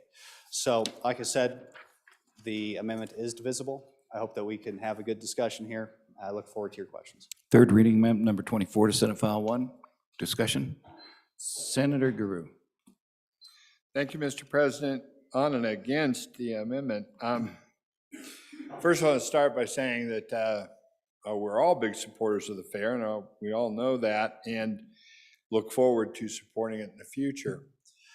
And I think that the Department of Tourism, I'm sure, does too. As a matter of fact, I know that the director of the Department of Tourism is on the board of the State Fair. And I can tell you, as someone who goes to a lot of their meetings of the Tourism Board, I know that they want to work with the fair. And as the years clearly understood, this money that's come into the account that we talked about here a little bit the last couple of days is new. And it just has come in. So we haven't had a chance to get it to work yet. So please give it a chance to work to drill down on these communities. But what I would tell you is I'm against this amendment because what we want to do with that money is spend it on tourism and tourism-related objectives. That's what it was raised for, to be spent on locally. There are very big constraints on that. And so what I would suggest is we vote no on this amendment now and have the tourism board work with the State Fair folks. And over the next 2 years, we're going to see, and you will see, significant investment come. But this I'm concerned about because it doesn't have some sideboards that I think that we'll want to have on it. So on and against. Thank you, Mr. President. Thank you. Further discussion on the amendment, Senator Hicks? Yeah, Mr. Chairman, I would like to divide the amendment. Go ahead. Division 1 is line 1 through 24. Division 2 is line 25, all the way over to page 2. Give me that second division again, and I think you got an empty line there in 24, so 1 through 23 maybe? Yeah, 1 through 24, and then pick it up at line 25 through the balance of that page, and then pick that up on page 2, line 1 through 6 is division 2. 7 and 8 goes with both amendments. Okay, Division 1 is 1 through 24. Division 2 is 25 on page 1 through 6 on page 2. The remaining 2 lines, 7 and 8, going with either one. Let's go to Division 1 first. Mr. Chairman, on Division 1, I would ask you to vote no. This is the general fund appropriation to the State Fair endowment account. I think the good chairman laid out the rationale as to why we wouldn't want to do that at this point in time. I would ask for your no vote. Okay. This is money. Go ahead. Chief Clerk. Oh, go ahead. You want to respond to that first, I bet. Okay, go ahead. Okay, thank you, Mr. President. Just have to respond to that. And I appreciate the point where we're at.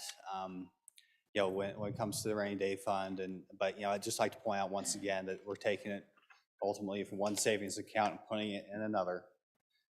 So we're not, this is a one-time expenditure. It's contingent upon a one-to-one match of other funds. think it's a very responsible way of going about doing it, that it doesn't constitute an ongoing spending obligation. I think this is a prudent use of our savings. We're just discussing where we're going to put in one savings account or another. And this other one, I would say that if you vote for Division 1, will actually generate revenue for the fair and continue to double down on the successes that we've had in that organization. So I ask for you to vote aye. Okay. Roll call, please. We'll give you a second there, Chief Clerk, if you need it. Division 1, roll call. Anderson? Aye. Aye. Baldwin? Aye. Whitman? No. Boner? Aye. Aye. Bouchard? Aye. Case? No. Cooper? No. Driscoll? No. Ellis? Aye. French? No. Furphy? No. Guru? No. Hicks? No. Hutchings? No. James? James, aye. Kinski?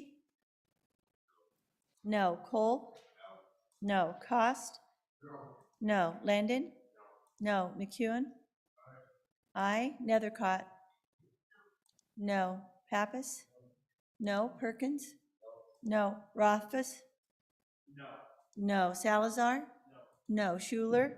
No. Scott? Aye. Steinmetz? No. Wasserberger? Aye. President Dockstader? Aye. Closing vote? Closing vote closed. On Division 1, 10 aye, 20 no. By your vote, Division 1 of third reading amendment number 24 to Senate File 1 has failed. Division 2, Senator Hicks. Mr. Chairman, these are special revenues. These would be some of the reserve account within the Wyoming Department of Tourism. Strictly a policy decision as to whether you would want to do this or not. And so I'll leave it up to the body. Vote it up or vote it down. Any further discussion, Senator Driscoll? Thank you, Mr. President. Standing unopposed, asking you to vote no. This is clearly just out of the realm of what these funds were for. It doesn't even come close to promoting what they're for. It puts it in an endowment. I might even consider it if it was to promote in some way what would drive tourism, but to put it into an endowment, it's just literally jumping across the fund and taking it. And I encourage this body to reject not just this one, but anything. When you see these cross pieces that we go raid another fund, you know, you go hit the cultural trust fund for $500,000 for your endowment, or go hit something else, and it's just not good policy to raid these accounts back and forth. I encourage you to vote no. All right, any further discussion? Senator Boner, respond. Thank you, Mr. President. Well, just to remind the body that this is a little different, and I appreciate the Department of Tourism has become more helpful with the state fair, but it's also required by statute that they promote the fair. It's also required by statute that they sit on the state fair board. So I'd just like to point out the differences here between what we're asking and what we're trying to work towards, which is simply that the Department of Tourism continue to help out with the fair, as was required by a bill that we passed 3 or 4 years ago. That's been a bit of I think, a shift. It's continuing to happen. This will just continue to double down on that shift. So I'd encourage you to vote yes, to continue to strengthen the fair, to continue to ensure that we actually execute the policy that this body and ultimately that became law, to have this Office of Tourism to support the state fair. So on and forward. Okay, Senator Guru. Thank you, Mr. President. On and against, as I said before, the Tourism Board does support the fair, will support the fair, continues to support the fair, will continue to do so. And with the infusion of capital that we will continue, and I know they will continue to support the fair and do so in a very meaningful way. And so that's why, and once again, as the previous speaker, the good Jordy Floyer was just saying, just don't think this is the way to do it. Allow them the way to do it. They will do it. I urge you to vote no on this. Thank you. Any further discussion? Let's go to a vote. This is a transfer of money, so Chief Clerk? Go ahead. Mr. Chairman, this is actually an appropriation out of the Board of Tourism Reserve account. And so this is an appropriation of money. we'll So it vote is on it. for, is an appropriation of $500,000. Okay, call for the roll. Let's have a vote on this. This is third reading amendment number 24. Senate File 1.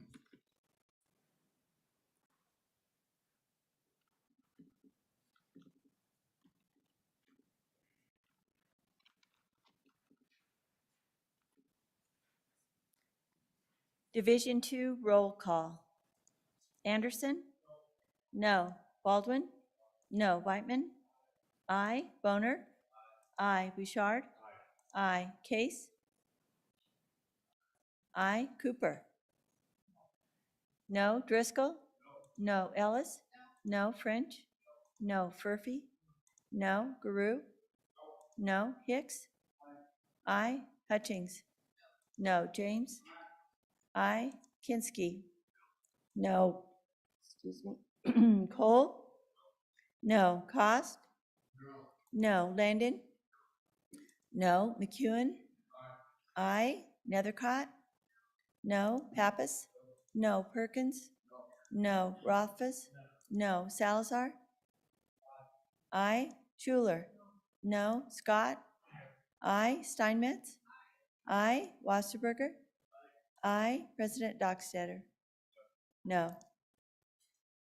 Closing vote. French, no to aye. Closing. Vote closed. Division number 2, 12 aye, 18 no. By your vote, division number 2 on third reading amendment number 24 to Senate File 1 has failed.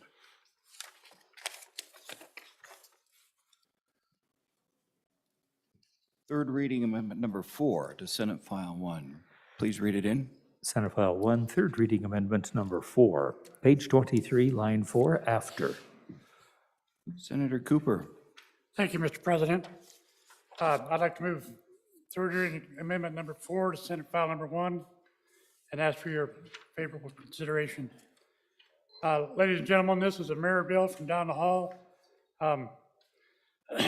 It's pretty simple. It's asking for a $150,000 appropriation from the general fund to the DEQ to expand on a feasibility study to determine whether or not the state of Wyoming should obtain an agreement status with the United States Nuclear Regulatory Commission for licensing and possession of, the possession of nuclear materials or byproducts from of nuclear materials, including thorium, from the mining and processing of rare earth materials.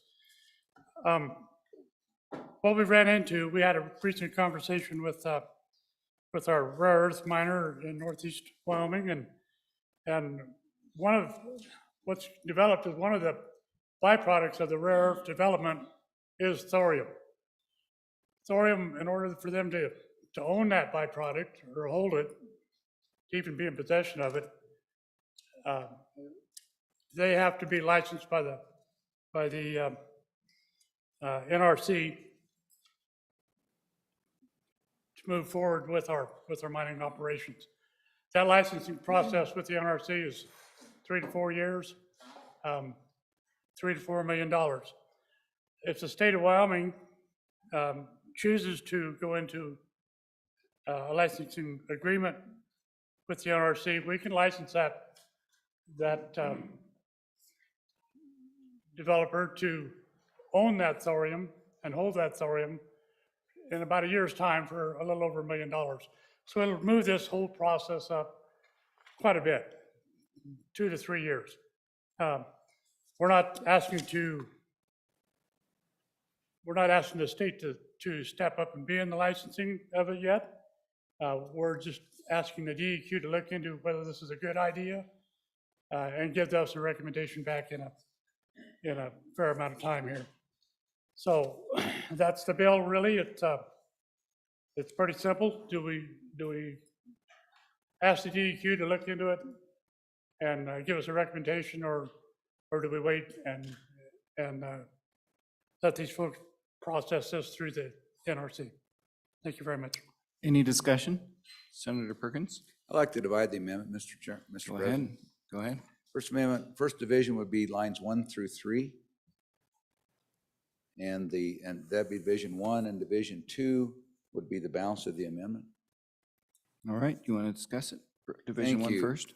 On Division 1, this adds $150,000 to the budget. This is an administration budget. There's about between $6 and $7 million in this. This is the office of the director's office.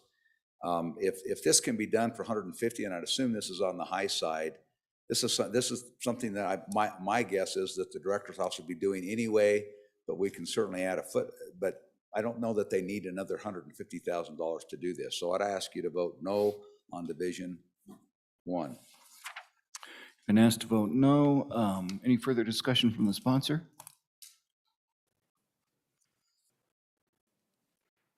Thank you, Mr. President. I tend to agree with the chair, and I would ask for no on Division 1. Let me clarify, sir. You're saying no on Division 1? Okay, sponsor requests no. Question be called. Division 1 of Senate File third reading amendment number 4 to Senate File 1. Please call the roll.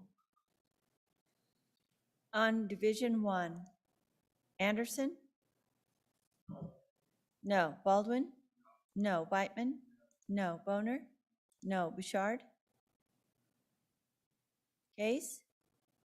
No. Cooper? No. Driscoll? No. Ellis?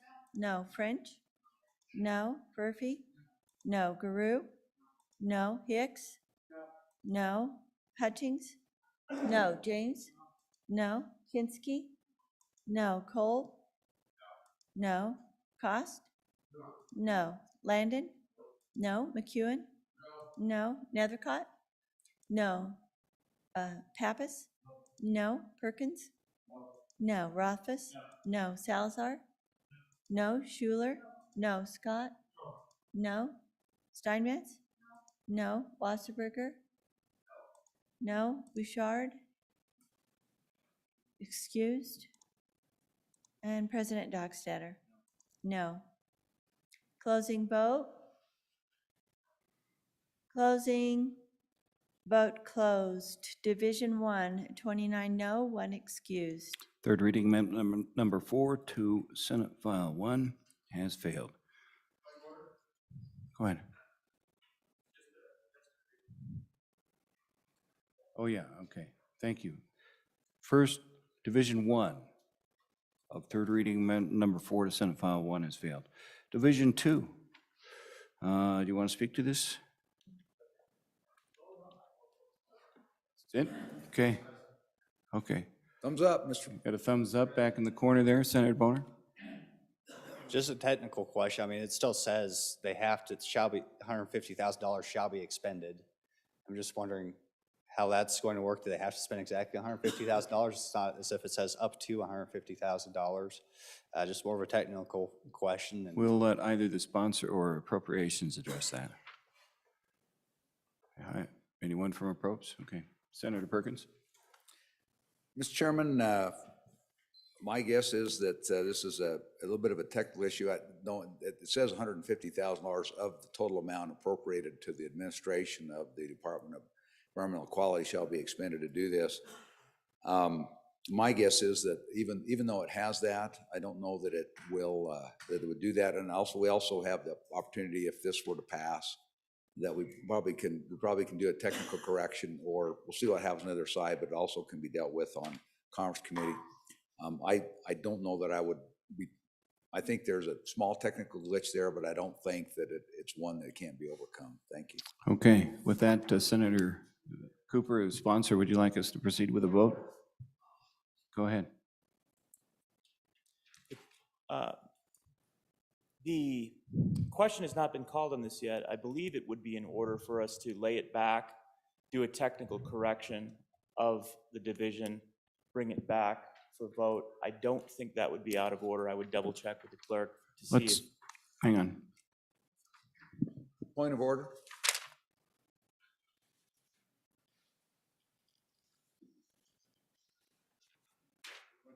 What you're probably going to tell us, Perkins, is we can't lay back something in a budget bill.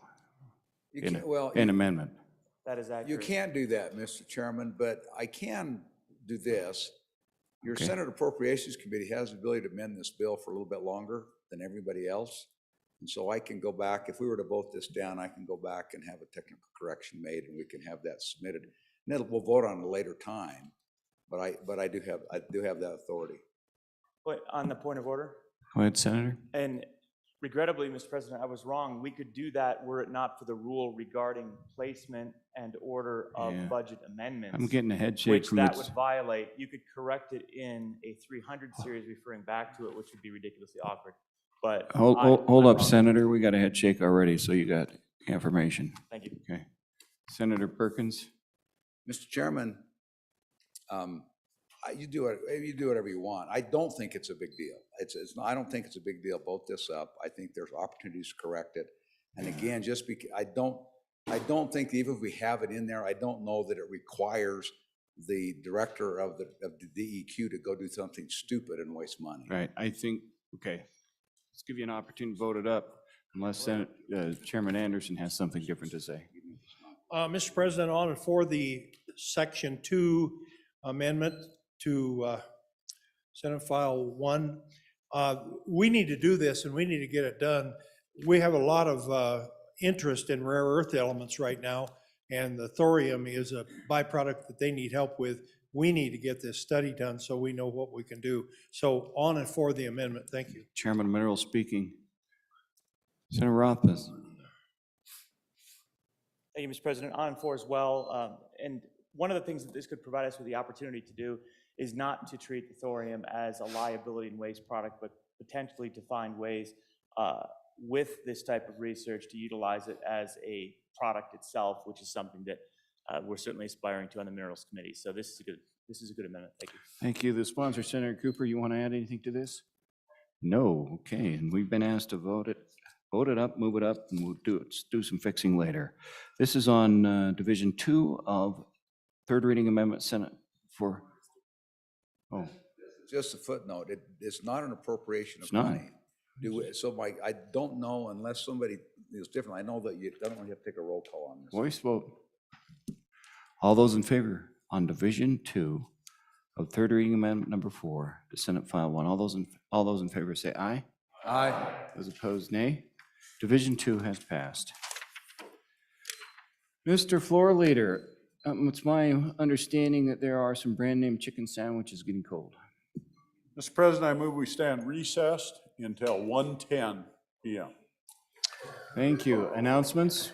1:10? Wait a minute. 1 hour. Announcements. No announcement. Oh, Senator Landon. Mr. President, just real quickly, wanted to announce that your Transportation Committee will meet upon adjournment Monday evening to consider 3 bills down in W2. House Bill 7 engrossed commercial vehicle driving disqualification. House Bill 16, Military Assistance Trust Fund, authorized uses, and House Bill 17, Veterans Facilities Surrounded by Grazing. Again, that's on Monday night. Thank you, Mr. At what time again, sir? Upon adjournment. Yep. Okay, thank you. Let's go over to Chairman Baldwin. Thank you, Mr. President. Your committee number 10, the healthiest committee in the House, in the Senate, maybe in the House too. We're going to meet first thing 8 o'clock Monday morning, ready to come back to work to hear House Bill 33, Community Health Services Continued Redesign Efforts. Thought I saw someone over here. No? Chairman Anderson? Mr. President, your Minerals Committee will meet upon noon recess at 12:30 in room W4 to hear House Bill 46, Partnership Challenge Loan Program amendments, House Bill 45, Mine Reclamation Bonding Voluntary Assigned Trusts, House Bill 9, Economic Development Program, Tribal, House Bill 70, Digital Identity Protection, or however many we can hear in 30 minutes. You're Thank talking you. about right now, so Yeah. stay close to your floor leader on that and let him know what you're doing. Okay. Anybody else? That does it. All right, you heard the motion.